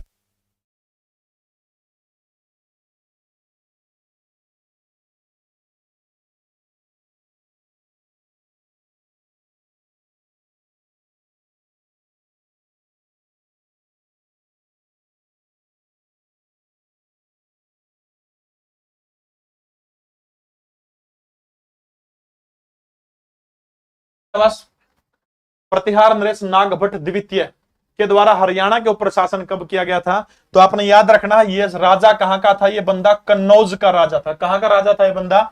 उत्तर प्रदेश के कन्नौज का राजा था। 795 से लेकर के 833 ईस्वी तक इस बंदे ने कन्नौज के ऊपर शासन करने का काम किया था। ठीक है, गुजरात के सौराष्ट्र से लेकर हरियाणा प्रदेश से लेकर तमाम जगह के ऊपर कब्जा करने का काम इस शख्स ने किया था, नागभट्ट द्वितीय। ठीक है, नागभट्ट द्वितीय जो है, दो तीन चीजें आपने ध्यान रखनी नागभट्ट द्वितीय की। 795 से 833 तक कन्नौज इसकी राजधानी थी। इसका बाबू से शासन प्राप्त किया था। इसके दरबार का नाम जो था वो क्या था? नागावलोक था। ठीक है, नागावलोक इसके दरबार का नाम था। मिस पलक देवी और भी बहुत सारे लोगों ने सही उत्तर दिया। 805 ईस्वी में प्रतिहार नरेश नागभट्ट द्वितीय के द्वारा हरियाणा प्रदेश के ऊपर कब्जा करने का काम किया था। हरियाणा को कब उत्तरी पश्चिमी प्रांत का हिस्सा बनाया गया था? ठीक है, उत्तरी पश्चिमी प्रांत जो था, अंग्रेजों ने इसका मुख्यालय, एक प्रश्न आता है एसएससी के अंदर कि उत्तर पश्चिमी प्रांत का मुख्यालय कौन सा है? तो ध्यान रखना आपने, उत्तर पश्चिमी प्रांत का मुख्यालय आगरा हुआ करता था। इसके तहत अंग्रेजों ने मंडल बनाने का काम किया था, और जो मंडल जो बनाए थे उसमें एक मंडल शामिल था जिस मंडल का नाम है दिल्ली मंडल। तो याद रखना, जब उत्तर पश्चिमी प्रांत का हिस्सा हरियाणा प्रदेश को बनाया गया था, तब हरियाणा कौन से मंडल का हिस्सा था? तो याद रखना, हरियाणा जो था वो दिल्ली मंडल का हिस्सा था। और वो बात कब की? वो बात है 1833 की। ठीक है, तो 1833 के अंदर जो है हरियाणा को उत्तर पश्चिमी प्रांत का हिस्सा बनाने का काम किया गया था। 1858 गलत है, 1858 में हमें पंजाब के साथ जोड़ दिया गया था। फरवरी 1858 की बात है वो। ठीक है, इसके बाद देखो अगला प्रश्न। चौधरी रामनारायण भागान और पंडित शंभू दत्त ने स्वामी दयानंद सरस्वती के भाषणों से प्रभावित होकर किस जिले में आर्य समाज की स्थापना करने का काम किया था? ठीक है, मूल शंकर तिवारी जिनके बचपन का नाम है, 12 फरवरी 1824 को गुजरात के अंदर जन्म हुआ था स्वामी दयानंद का। मूल शंकर इनके बचपन का नाम था, बाद में स्वामी दयानंद बने थे जब गुरु विरजानंद ने इनको अपना हाथ पकड़ाया था। और उसके बाद इन्होंने 10 अप्रैल 1875 को बंबई के अंदर आर्य समाज की स्थापना करने का काम किया था। इन्होंने एक महान ग्रंथ लिखने का काम किया था जिसका नाम है सत्यार्थ प्रकाश, जो उन्होंने हिंदी भाषा के अंदर लिखने का काम किया था। और उन्हीं के विचारों से प्रभावित चौधरी रामनारायण और पंडित शंभू दत्त ने हरियाणा के कौन से जिले में आर्य समाज की स्थापना करने का काम किया था? तो हरियाणा का वो जिला है सोनीपत जिले के अंदर जो है इन दोनों शख्सों ने क्या किया था? आर्य समाज की स्थापना करने का काम किया था। स्वामी दयानंद सरस्वती सबसे पहले हरियाणा के अंदर अंबाला के अंदर आए थे, उसके बाद में रेवाड़ी के अंदर आए थे। वो दोनों चीजें आपने ध्यान में रखनी है। हरियाणा स्वामी दयानंद सरस्वती सबसे पहले हरियाणा के अंदर कब आए थे? डेट दे रखी है, फटाफट बताओ। हरियाणा में सबसे पहले 1978, 1867, 1878 या फिर 1870 के अंदर। तो स्वामी दयानंद सरस्वती आपने ध्यान रखना है 1878 के अंदर जो थे, कहां पर आए थे? हरियाणा के अंदर आए थे। और सबसे पहले 17 जुलाई 1878, ठीक है, 1878 के अंदर आए थे। वो तारीख कौन सी है? 17 जुलाई 1878, ठीक है। 17 जुलाई 1878 को हरियाणा के अंबाला जिले के अंदर जो थे स्वामी दयानंद सरस्वती आए थे। और उसके बाद जो वो कहां गए थे याद रखना, उसके बाद दोबारा से वो रेवाड़ी गए थे। रेवाड़ी के अंदर उन्होंने क्या किया था, एक गौशाला की स्थापना करने का काम किया था। ठीक है, राव युधिष्ठिर के बुलावे के ऊपर वो रेवाड़ी गए थे। और रेवाड़ी की तारीख कितनी है, कंफ्यूजन हो थोड़ी सी, 24 दिसंबर 1878। 24 दिसंबर 1878 को वो रेवाड़ी गए थे। और रेवाड़ी जो थे किसके बुलावे पे गए थे, राव युधिष्ठिर के बुलावे के ऊपर वो रेवाड़ी गए थे। और रेवाड़ी पहुंचने पर उन्होंने किसकी स्थापना करी थी, गौशाला की स्थापना करने का काम किया था। ठीक है, इतनी चीज ध्यान रखनी। 1878 17 जुलाई को पहले अंबाला गए थे, फिर रेवाड़ी गए थे, याद रखना आपने, हो जाएगा। चलो शाबाश, अगला प्रश्न, शायर सुनोगे, वाह वाह कर दो, फिर करो वाह वाह, शाबाश।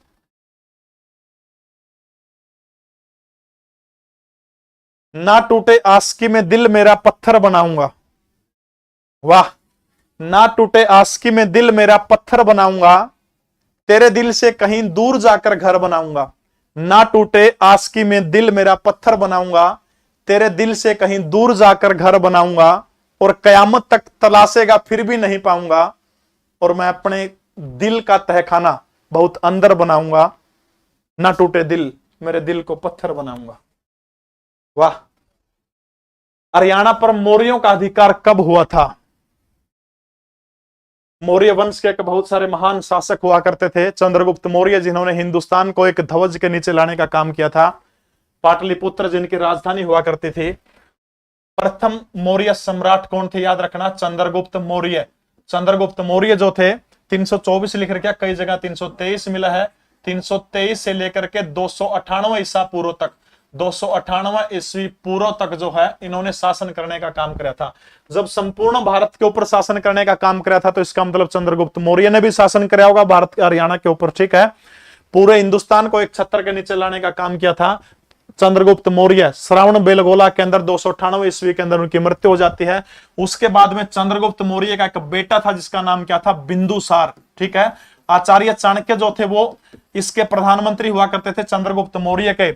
और याद रखिए, बिंदुसार की मां जो थी, बिंदुसार की मां को खाने में थोड़ा थोड़ा जहर दिया करते थे आचार्य चाणक्य, क्योंकि इसके गर्भ में भारतवर्ष का भविष्य पल रहा था, चंद्रगुप्त मौर्य की पत्नी के गर्भ में। और इसलिए थोड़ा थोड़ा जहर खाने में दिया करते थे कि यदि किसी ने अटैक कर दिया, अचानक से ज्यादा जहर दे दिया, तो वो जहर इसके शरीर में असर नहीं पड़ेगा। और उस जहर के कारण जो थी, बिंदुसार की मां की डिलीवरी जो थी वो नॉर्मल नहीं हो सकी थी। और उनकी जो डिलीवरी करानी पड़ी थी वो पेट काट करके, यानी सिजेरियन तरीके से करवाई गई थी। हिंदुस्तान दुनिया का इतना एडवांस देश था कि दुनिया का पहला बच्चा जो सिजेरियन तरीके से जन्मा था वो बिंदुसार था। शरीर के ऊपर वो जहर के छोटे छोटे बिंदु थे, इसलिए इसका नाम बिंदुसार रखा था। और बिंदुसार जो है 298 से लेकर के 272 ईस्वी पूर्व तक हिंदुस्तान के ऊपर शासन करता है, और पूरे के पूरे प्रदेश हरियाणा के ऊपर भी शासन करता है। इसके बाद बिंदुसार के बाद में इनका बेटा महान अशोक शासन करने का काम करता है। 3 साल उसने लग जाए वो अपने भाइयों से लड़ने में। 269 ईस्वी से लेकर के 232 ईस्वी तक, ईस्वी पूर्व तक जो है मौर्य वंश का महान शासक अशोक शासन करने का काम करता है। ये 3 महान शासक थे। उसके बाद मौर्य वंश का पतन होता चला गया था, इसलिए ये पहले तीनों के टाइम ही हरियाणा जो था वो कब्जे में था। तो 323 से शुरू हो गया, 232 ईस्वी पूर्व तक चला था। तो 324 आ जाओ, 323 आ जाओ, क्योंकि असली प्रमाण नहीं है। तो इस दौरान हरियाणा किसके कब्जे के अंदर था, तो याद रखना, इस दौरान हरियाणा मौर्यों के कब्जे में था, मौर्य वंश के कब्जे में था। याद हो जाओगा भाई। सफिशिएंट तो कुछ भी नहीं होता इस दुनिया के अंदर। कैप्टन फतेह सिंह, जिन्हें 1943 में सुभाष चंद्र बोस के द्वारा आजाद हिंद फौज की आर्म्स कॉर्प कंपनी का कैप्टन बनाया गया था, वो हरियाणा के किस जिले के रहने वाले थे? कैप्टन फतेह सिंह, जिनका जन्म साल 1912 के अंदर हुआ था, और उनको आजाद हिंद फौज की आर्म्स कॉर्प कंपनी का कैप्टन बनाया गया था। वो हरियाणा के कौन से जिले के रहने वाले थे? वो जिला हिसार हो सकता है, जिला पानीपत, जिला भिवानी, या फिर जिला रेवाड़ी। तो हरियाणा के हिसार जिले के गांव खेदड़ के अंदर इस महान शख्स का जन्म हुआ था। लगभग 35 साल तक इस गांव के सरपंच रह चुके हैं कैप्टन फतेह सिंह। 1912 के अंदर इनका जन्म हुआ था। 1857 की क्रांति में किस रियासत ने अंग्रेजों का समर्थन किया था? 1857 की जब क्रांति हुई थी, तो इस क्रांति के अंदर अंग्रेजों का समर्थन किस रियासत ने किया था? उस रियासत का नाम आपने बताना है, फटाफट बताने का काम करिएगा। ठीक है, हिसार जिले का गांव खेदड़ है। कृति रिकॉर्डिंग मिल जाएगी आपको। मैं लाइव हूं, रिकॉर्डिंग क्लास नहीं है। अभी टाइम हो चुका है 9:06, 5 जून एतवार है आज, ठीक है।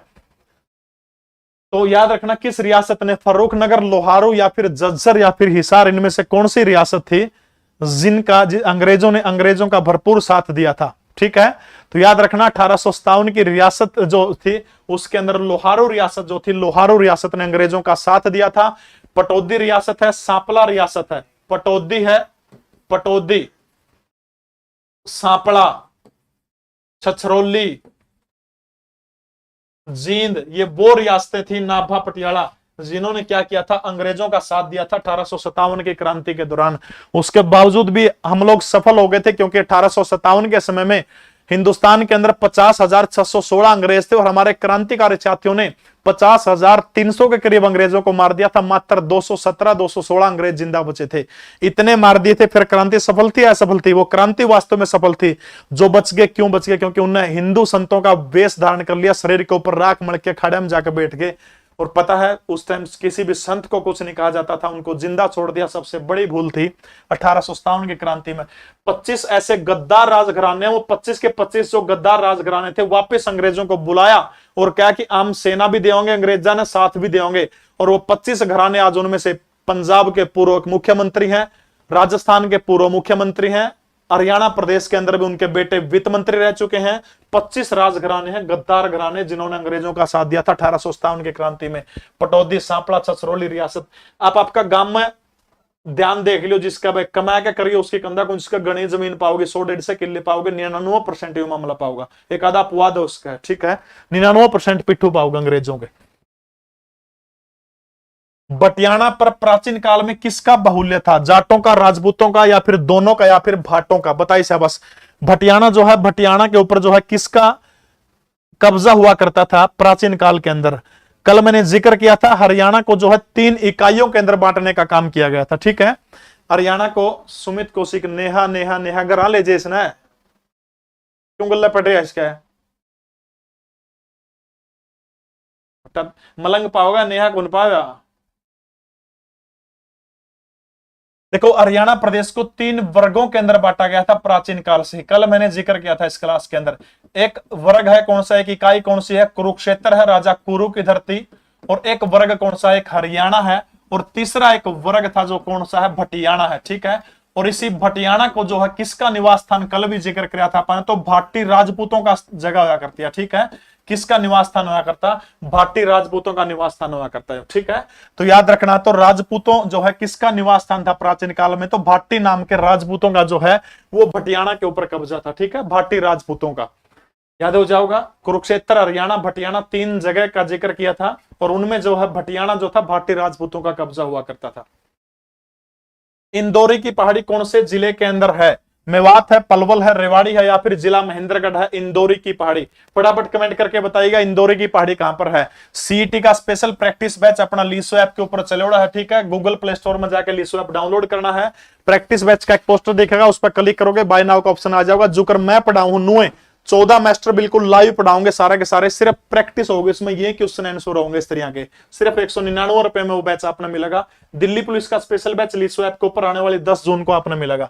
तो इंदौरी की पहाड़ी किस जिले में है? जहां से इंदौरी नदी का उद्गम स्थल है, ओडेत इंदौरी की पहाड़ी है। तो याद रखना, हरियाणा का मेवात जो है, मेवात से क्या है? इंदौरी की पहाड़ी कड़ा है, मेवात के अंदर है। मेवात आप सभी को पता है भारतवर्ष का सबसे पिछड़ा हुआ जिला है, और इसलिए मेवात के अंदर विकास करने के लिए एक बोर्ड बनाया गया, जिस बोर्ड का नाम क्या है? मेवात विकास बोर्ड। 1980 के अंदर जो है मेवात विकास बोर्ड की स्थापना हुई थी।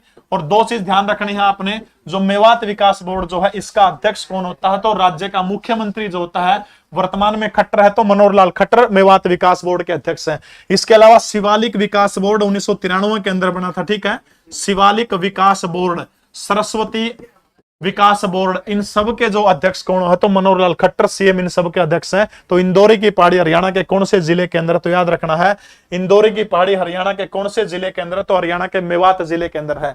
कौन सी मिट्टी में दालों की अच्छी खेती की जा सकती है? उस मिट्टी का नाम आपने बताना है। वो मिट्टी भारी मृदा है, दोमट मृदा है, या फिर अत्यंत हल्की मिट्टी है? फटाफट बताइए कौन सी मिट्टी के अंदर जो है? अंजू गलत उत्तर है, महेंद्रगढ़ नहीं आएगा। कौन सी मिट्टी के अंदर जो है? मामा पीड़िया में पिस्तौल दे गया था, अच्छा कौन दे होगा? मेरे ला मामा बलेरा बन जे तो को लांदा है गाने मामा पिलियम पिस्तौल देगा था मैं तम टेम पर कोथली देंदे कोनी पिस्तौल बैंगन दोगे वहां। तो दालों की अच्छी खेती, दालों की अच्छी खेती के लिए कौन सी माटी उपयुक्त है? भाई सुमित कोसी को ब्लॉक कर दिया जाए, एक के बाद पुकारा हो निराला बाबा जोगर पम्मी ने कौन पुकारता उसमें जपना बोले पम्मी चाहिए मन तो नेहा नेहा करा है। सुमित कौशिक जी को ब्लॉक कर दिया जाए, ये दिल के मरीज हैं, इनका इस क्लास में कोई काम नहीं है।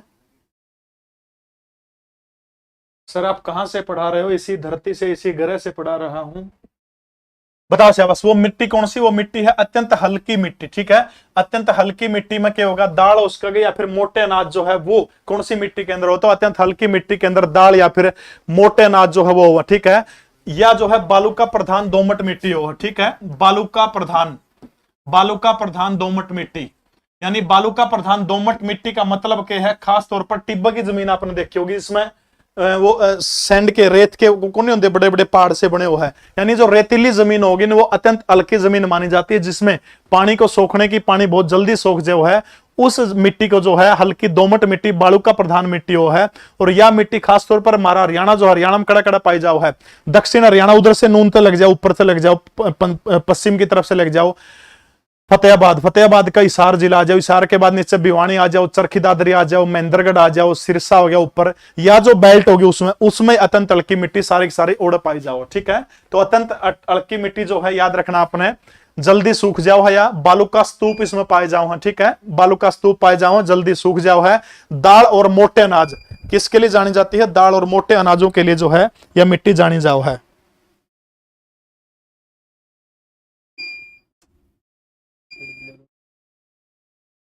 एक मिनट भाई, बस एक सेकंड का टाइम लगेगा।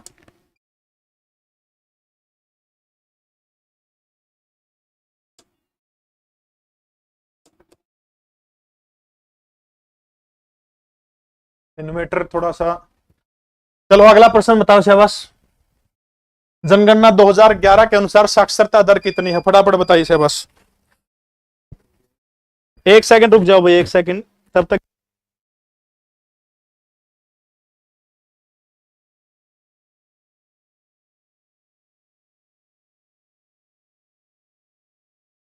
बोलो शाबाश। जनगणना 2011 के अनुसार राज्य की साक्षरता दर कितनी है? 2011 की जनगणना हुई थी। कौन सी टीप को मार्क कर दिया उसका इलाज भाई, ठीक है। तो 2011 की जनगणना के अकॉर्डिंग साक्षरता दर 70% या फिर 75.60%, 80%। तो याद रखना, तो जनगणना 2011 के अकॉर्डिंग जो है राज्य की साक्षरता दर कितनी थी? 75.60, ठीक है। गुड़गांव जो था वो हरियाणा का सबसे पढ़ा लिखा जिला था, और सबसे कम साक्षरता दर हरियाणा के कौन से जिले के अंदर थी? तो याद रखना, हरियाणा में सबसे कम साक्षरता दर जिला मेवात था। मेवात के अंदर सबसे कम पढ़े लिखे लोग हैं, और लेकिन बेटियों को बचाने में उल्टा मामला, सबसे कम पढ़े लिखे लोग मेवात के हैं, और लिंगानुपात के मामले में सबसे ज्यादा मेवात है। सबसे पढ़े लिखे लोग गुड़गांव के हैं, और लिंगानुपात के मामले में सबसे कम जो है वो गुड़गांव का। उल्टा सिस्टम हो रहा है, ठीक है। कीचक विराट किसका प्रमुख सांग है? ठीक है, कीचक विराट जो है उस सांगी का नाम बताना है, जिसका प्रमुख सांग क्या है? कीचक विराट है। उस सांगी का नाम है पंडित लक्ष्मीचंद, दीपचंद बहमन, या फिर दयाचंद मायना, या फिर किशनलाल भाट। किशनलाल भाट वो शख्स है जिसने 1730 के अंदर शुरुआत आधुनिक रूप से की थी। इसके अलावा रेवाड़ी के बिहारी लाल ने साल 1206 के अंदर जो है हरियाणा में सांगों की शुरुआत करने का श्रेय बिहारी लाल को जाता है। आधुनिक पूछा तो फिर क्या हो जाएगा? किशनलाल भाट के नेतृत्व के अंदर सबसे पहले 1730 के अंदर की थी। और ये सांग जो है किसका है? 1903 के अंदर सोनीपत जिले के जाटी गांव के अंदर जन्मे पंडित लक्ष्मीचंद, जिनको संपूर्ण कविता का कालिदास कहा जाता है, इन्होंने जो है कीचक वध इस सांग को लिखने का काम किया था। दयाचंद मायना को 1915 के अंदर इनका जन्म हुआ था। सुभाष चंद्र बोस का किस्से के लिए जाने जाते हैं। इसके अलावा दयाचंद मायना को जॉन मिल्टन कहा जाता है। हरियाणा का जॉन मिल्टन किसको कहा जाओ है? आंसू कवि, या फिर हरियाणा का जॉन मिल्टन दयाचंद मायना को कहा जाता है। रोहतक जिले के अंदर 1915 के अंदर वाल्मीकि परिवार के अंदर पैदा हुए दादा दयाचंद मायना महान शख्स हैं। ऐसे लोग विरले ही पैदा होते हैं। 19 किस्से इन्होंने लिखने का काम किया था।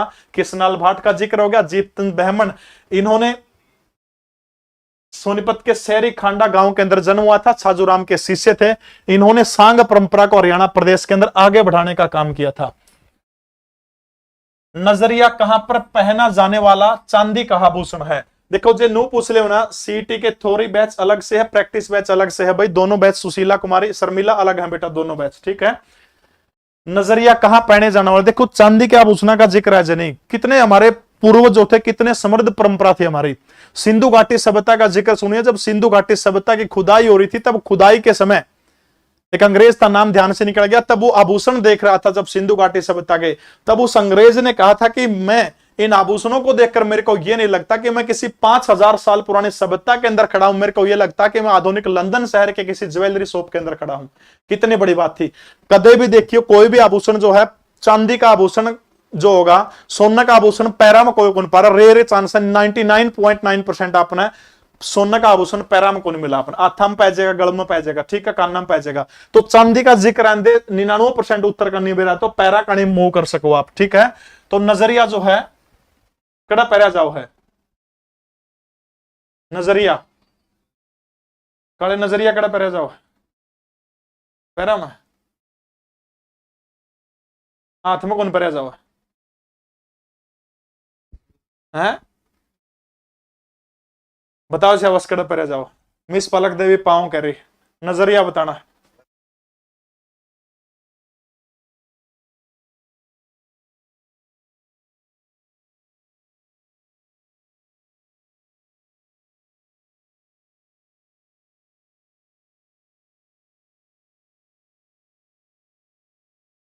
नजरिया यार बालक नहीं होंगे, छोटे बालका का चांदी की कड़ूली ही बनाकर उसे ने तो बोल रहा है, ठीक है। पांव के अंदर पहना जाओ है, तो चांदी के आभूषण लगभग आपने कड़ा मिलेंगे, पांव के अंदर मिलेंगे, ठीक है। ये बात में कहने लगे।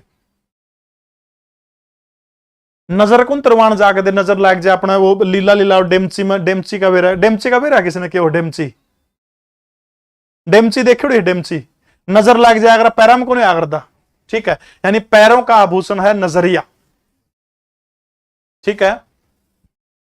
रमझोल, रमझोल, गालियां, पागपान, हीरनामी, रमझोल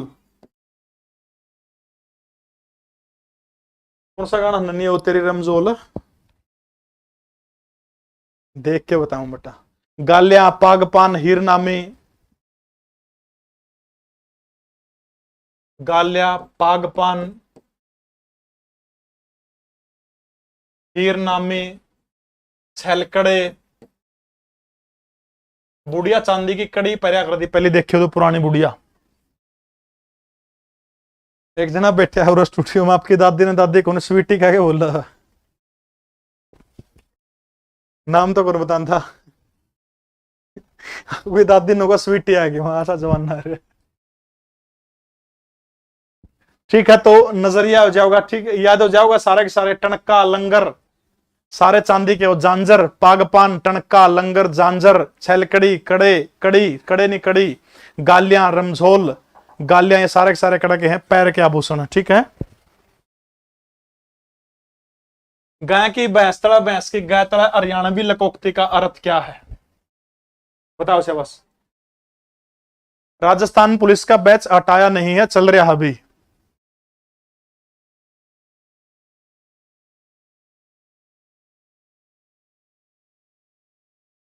गोविंदा नयन बेटा अच्छा बच्चा है, इस तरह की बात नहीं किया करते।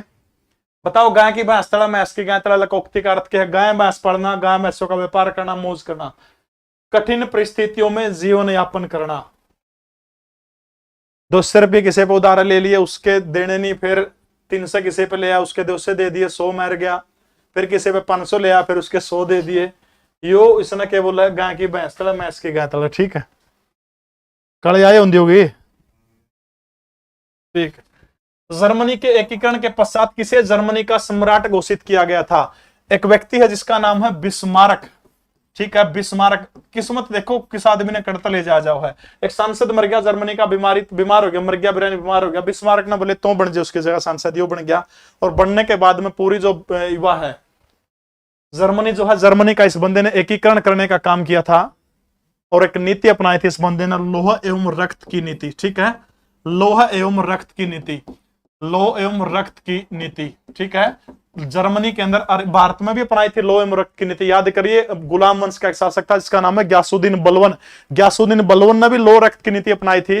और विश्व में पूछ रहे तो किसने अपनाई थी, तो बिस्मार्क जो था, बिस्मार्क ने जो था वो कराया था। तो जर्मनी के एकीकरण के अंदर बिस्मार्क, बिस्मार्क जो है भारत का बिस्मार्क किसको कहा जाओ, सरदार पटेल को कहा जाओ है, ठीक है। तो पश्चात जर्मनी का सम्राट पूछ रहे, क्या एकीकरण कौन पूछ रहे, क्या ए बोली छोरी शर्मिला अवंतिका, पूरे प्रश्न पढ़ दोबारा, क्या जर्मनी के एकीकरण के पश्चात किसे जर्मनी का सम्राट घोषित किया गया था। बिस्मार्क थोड़ा सम्राट बना था, ये बलवन लिखा है उत्तर में, गलत उत्तर है। विलियम प्रथम था वो बंदा। कौन था, विलियम प्रथम था, जो जर्मनी की एकीकरण के बाद 18 जनवरी 1871 वो तारीख थी जब जर्मनी के एकीकरण की घोषणा फ्रांस के अंदर करी गई थी, ठीक है। 18 जनवरी 1871 के अंदर जर्मनी के एकीकरण की घोषणा फ्रांस के अंदर करी गई थी। और उसके बाद जर्मनी का शासक कौन बना था, तो आपने याद रखना विलियम प्रथम जो था वो जर्मनी का शासक बना था। अगला प्रश्न देखो, मुक्त विश्वविद्यालय की स्थापना का विचार सर्वप्रथम किस व्यक्ति ने दिया था।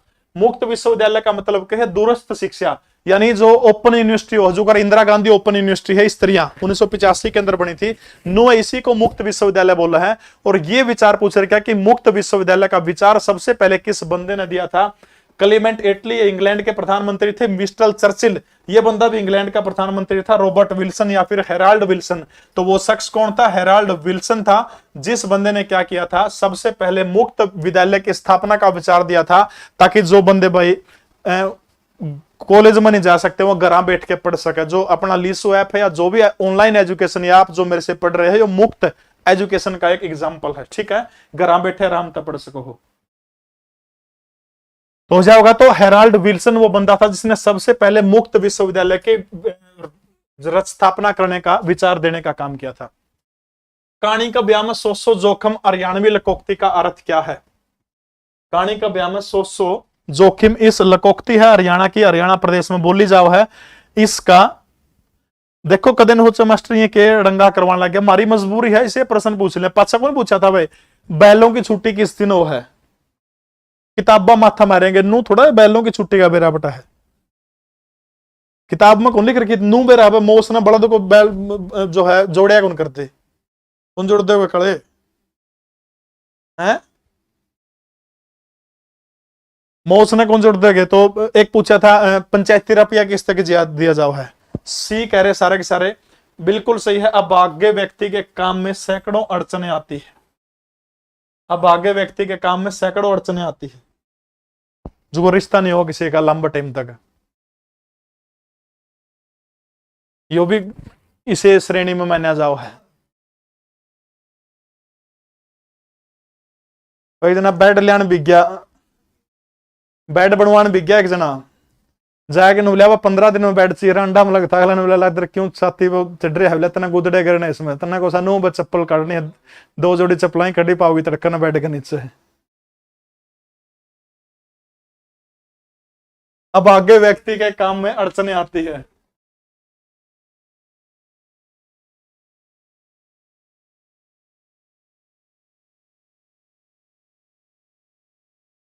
अगला प्रश्न देखो भाई, हरियाणा सरकार द्वारा सीमित नगद रहित चिकित्सा सेवा नामक योजना कब शुरू करी गई थी। नगद यानी कैशलेस सुविधा जो है ये हरियाणा सरकार के द्वारा कब शुरू करी गई थी, यह बात पूछ रखी है। 2015, 16, 17, 18। तो हरियाणा सरकार के द्वारा कैशलेस मेडिकल सुविधा जो है वो कब शुरू करी गई थी, याद रखना है 2017 के दौरान शुरू किया गया था। अच्छा एक पुरस्कार बताइए फटाफट कि लता दीनानाथ मंगेशकर पुरस्कार 2022 में किसको दिया गया है। लता दीनानाथ मंगेशकर पुरस्कार, जो पहले उत्तर देगा उसका नाम बोलूंगा। लता दीनानाथ मंगेशकर पुरस्कार किसको दिया गया है, फटाफट कमेंट करिए।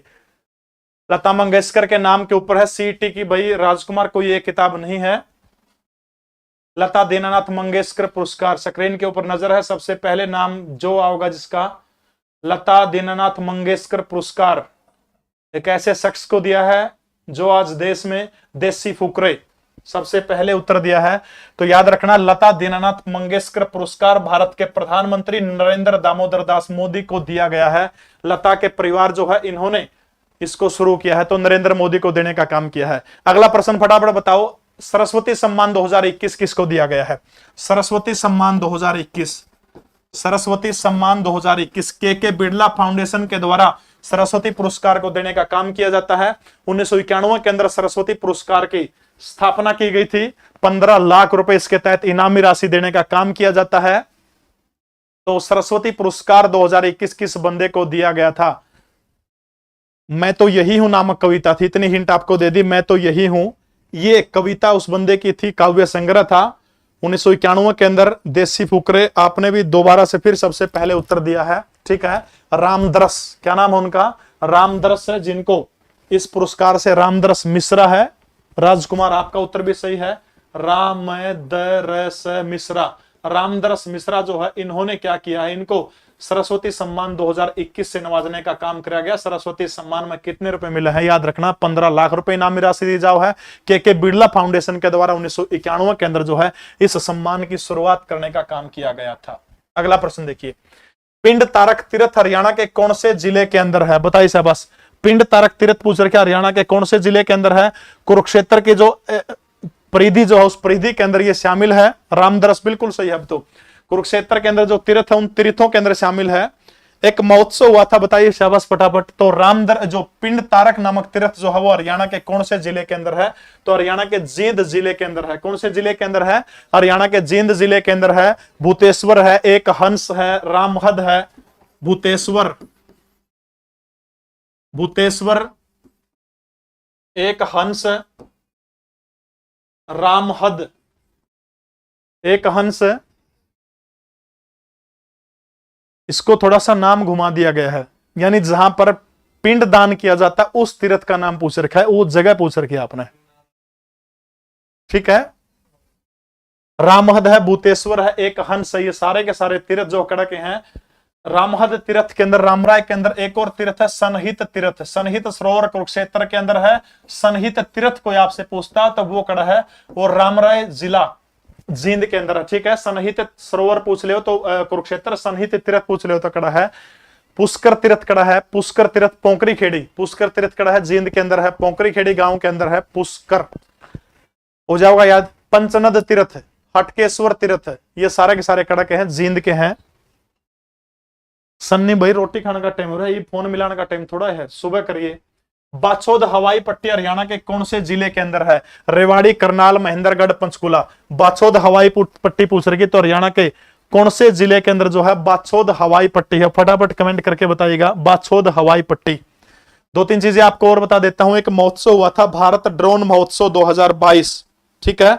भारत ड्रोन महोत्सव 2022 कड़ा हुआ था, तो याद रखना भारत ड्रोन महोत्सव 2022 के अंदर जो है वो दिल्ली के प्रगति मैदान के अंदर हुआ था, ठीक है। ड्रोन महोत्सव 2022, भारत ड्रोन महोत्सव 2022 कड़ा हुआ था, तो दिल्ली का जो प्रगति मैदान जो है ड्रोन महोत्सव 2022 नरेंद्र मोदी ने उद्घाटन किया था। ड्रोन महोत्सव 2022 कड़ा हुआ था 27-28 को, दिल्ली का जो प्रगति मैदान जो है, ठीक है, प्रगति मैदान के अंदर ड्रोन महोत्सव हुआ था। बाछोद हवाई पट्टी हरियाणा का महेंद्रगढ़ जिला जो है, महेंद्रगढ़ जिले के अंदर क्या है? बाछोद हवाई पट्टी कड़ा है, तो महेंद्रगढ़ जिले के अंदर है बाछोद हवाई पट्टी, ठीक है।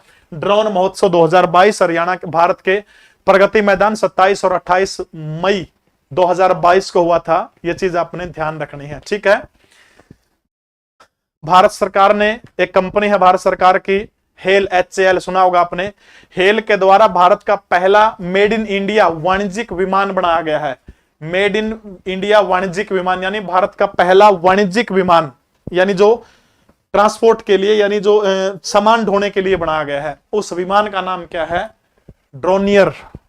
ड्रोनियर, ड्रोनियर जो है, ड्रोनियर नाम का एक विमान बनाया गया है। DO 228 पूरा नाम है, DO 228, ठीक है। यह भारत का पहला मेक इन इंडिया स्वदेश निर्मित वो है, जहाज है, विमान है, और जिसको जो है डिब्रूगढ़ से लेकर के अरुणाचल प्रदेश के पासीघाट के बीच में इसको पिछले दिनों उड़ाने का काम किया गया। तो बाछोद हवाई पट्टी हरियाणा के महेंद्रगढ़ जिले के अंदर शामिल है। भारतीय संविधान की प्रस्तावना में किस चीज का वर्णन नहीं किया गया है? याद करिए, जब 23 दिसंबर 1946 को भारत के प्रथम प्रधानमंत्री रहे जवाहरलाल नेहरू ने उद्देश्य प्रस्ताव पारित करने का काम किया था, उसी उद्देश्य प्रस्ताव को बाद में भारत के संविधान की प्रस्तावना के रूप में मान्यता देने का काम किया था। और भारत के संविधान की प्रस्तावना के अंदर केवल एक बार ही, जब 42वां संविधान संशोधन 1976 के अंदर हुआ था, तो उस प्रस्तावना में केवल एक बार संशोधन हुआ था, जिसमें 3 शब्द जोड़ने का काम किया था, समाजवाद, अखंडता, धर्मनिरपेक्षता। तीनों शब्द 1976 के अंदर जोड़े गए थे। अब पूछ रहे क्या प्रस्तावना में किसका जिक्र नहीं है? स्वतंत्रता का जिक्र है, विचारों की स्वतंत्रता का है, विश्वास और पूजा की स्वतंत्रता है, पद और अवसर की समानता है। प्रेस की स्वतंत्रता का जिक्र किसके अंदर नहीं है? संविधान की प्रस्तावना में प्रेस की स्वतंत्रता का जिक्र नहीं है, क्योंकि फ्रीडम टू स्पीच जो है ये मौलिक अधिकारों के अंतर्गत आता। भारत के संविधान का अनुच्छेद 19 जो है वो प्रेस की स्वतंत्रता, 19 का अनुच्छेद 1 जो है वो प्रेस की स्वतंत्रता देने का काम करता है। और विश्व प्रेस स्वतंत्रता दिवस कब मनाया जाता है? तो आपने याद रखना 3 मई को विश्व प्रेस स्वतंत्रता दिवस 3 मई को मनाया जाता है। प्रस्तावना में संशोधन एक बार हुआ है, 42वें संविधान संशोधन 1976, 3 शब्द जोड़ने का काम किया था प्रस्तावना के अंदर। ठीक है, ये चीज आपने ध्यान रखनी है। आगे चलता हूं, देखिए शाबाश। अरे पढ़ ले, मरना है एक दिन और कुछ नहीं होना। हर पतंग ये बात जानती है कि उसको कचरे में जाना है, लेकिन उसके दिमाग में एक बात होती है कि उससे पहले आसमान को छूकर दिखाना है। मरना है, कुछ करके मरोगे तो सिद्धू मूसेवाला ना पूरी दुनिया आज याद करने लग रही है। एक नुए गुमनाम चले जाओ, 550 आदमी भी कौन पाओ है। कुछ करके मरने में फायदा है, आने वाले 2 महीना में कुछ कर जाओ है। मसौदा संविधान में कितनी अनुसूचियां थी? मसौदा संविधान का मतलब क्या है कि जो 26 नवंबर 1949 को भीमराव अंबेडकर की टीम ने जो संविधान दिया था, मसौदा संविधान, एक समिति बनाई गई थी, मसौदा समिति, प्रारूप समिति या फिर ड्राफ्टिंग कमेटी। ये तीनों समितियां एक ही है। और जो मसौदा समिति जो थी, मसौदा संविधान का मतलब वो संविधान जो 26 नवंबर 1949 को लागू किया गया था, इसलिए प्रत्येक 26 नवंबर को संविधान दिवस मनाया जाता है। तो उस मसौदा संविधान कह लीजिए या फिर मूल संविधान कह लीजिए, बात एक ही है। तो मसौदा या फिर मूल संविधान के अंदर अनुसूचियों की संख्या 8 थी। आज अनुसूचियों की संख्या कितनी है? 12 अनुसूचियां हैं। 1951 के अंदर 9वीं अनुसूची जोड़ी गई थी, 1985 के अंदर 10वीं अनुसूची जोड़ी गई थी, बाद में 73 में और 74 में संविधान संशोधन 1993 के तहत 11वीं और 12वीं अनुसूची जोड़ी गई थी। टोटल 12 अनुसूचियां हैं। तो ममता एक भी सॉरी 7 लिखने लग रही है, नहीं ब्याह रखे तो वे ब्याह करवा ले, कोई फायदा नहीं तैयारी करने का। उरे देख ले 8 का निशान ला दिया, फिर भी बोली सॉरी 7 लिखने लग रही। 8 अनुसूचियां थी मूल संविधान के अंदर। हरियाणा के किस जिले में मूक बधिर पुरुषों के लिए पहला लाइब्रेरी साइंस डिप्लोमा शुरू किया गया है? मूक बधिर जो व्यक्ति बोल नहीं सकते, बिल्कुल आज की पीडीएफ डॉक्टर शिवरान जी के परवीन उड़ान टेलीग्राम में, क्लास खत्म होते ही आपको आज की पीडीएफ दे दूंगा। ठीक है, हरियाणा के किस जिले में मूक बधिर पुरुषों के लिए पहला लाइब्रेरी साइंस डिप्लोमा शुरू किया गया? वो जिला हिसार है, वो जिला अंबाला है, या फिर करनाल है, या फिर वो जिला यमुनानगर है। तो याद रखना है वो जिला कौन सा है। हरियाणा की वैज्ञानिक नगरी है जहां पर मिक्सियों का उत्पादन होता है सबसे ज्यादा, मिक्सी सिटी भी जिसको कहा जाता है। अंबा नगरी जो है अंबाला के अंदर है। मूक बधिर पुरुषों के लिए पहला लाइब्रेरी साइंस डिप्लोमा अंबाला के अंदर शुरू करने का काम किया गया है। जालवेराइन शुल्क संघ की स्थापना कब की गई थी? एचएसएससी प्रीवियस ईयर क्वेश्चन है, एचएसएससी ने इस प्रश्न को एक बार पूछा है। जालवेराइन संघ जो है इसकी स्थापना कब की गई थी? जालवेराइन संघ की स्थापना 1830, 1831, 1834 या फिर 1844। जालवेराइन ये सौदा के है, सिस्टम के है। तो आपने ध्यान रखना है ये कि जर्मन शुल्क संघ है। ठीक है, क्या है? जर्मन शुल्क संघ है ये, जर्मन शुल्क संघ। ठीक है, जर्मन शुल्क संघ है ये। व्यापारिक कर जो है जालवेराइन, जो इसमें जर्मन के लगभग 18 राज्य जर्मनी के हुआ करते थे। और जालवेराइन शुल्क संघ की स्थापना कब की गई थी? 1834 के दौरान जो है जालवेराइन शुल्क संघ की स्थापना करने का काम 1834 के अंदर किया गया था। एक बार सबसे अनुरोध है, सारे के सारे सेशन को लाइक कर दीजिए एक बार। ठीक है, सारे के सारे सेशन को लाइक कर दीजिए एक बार। चला गया।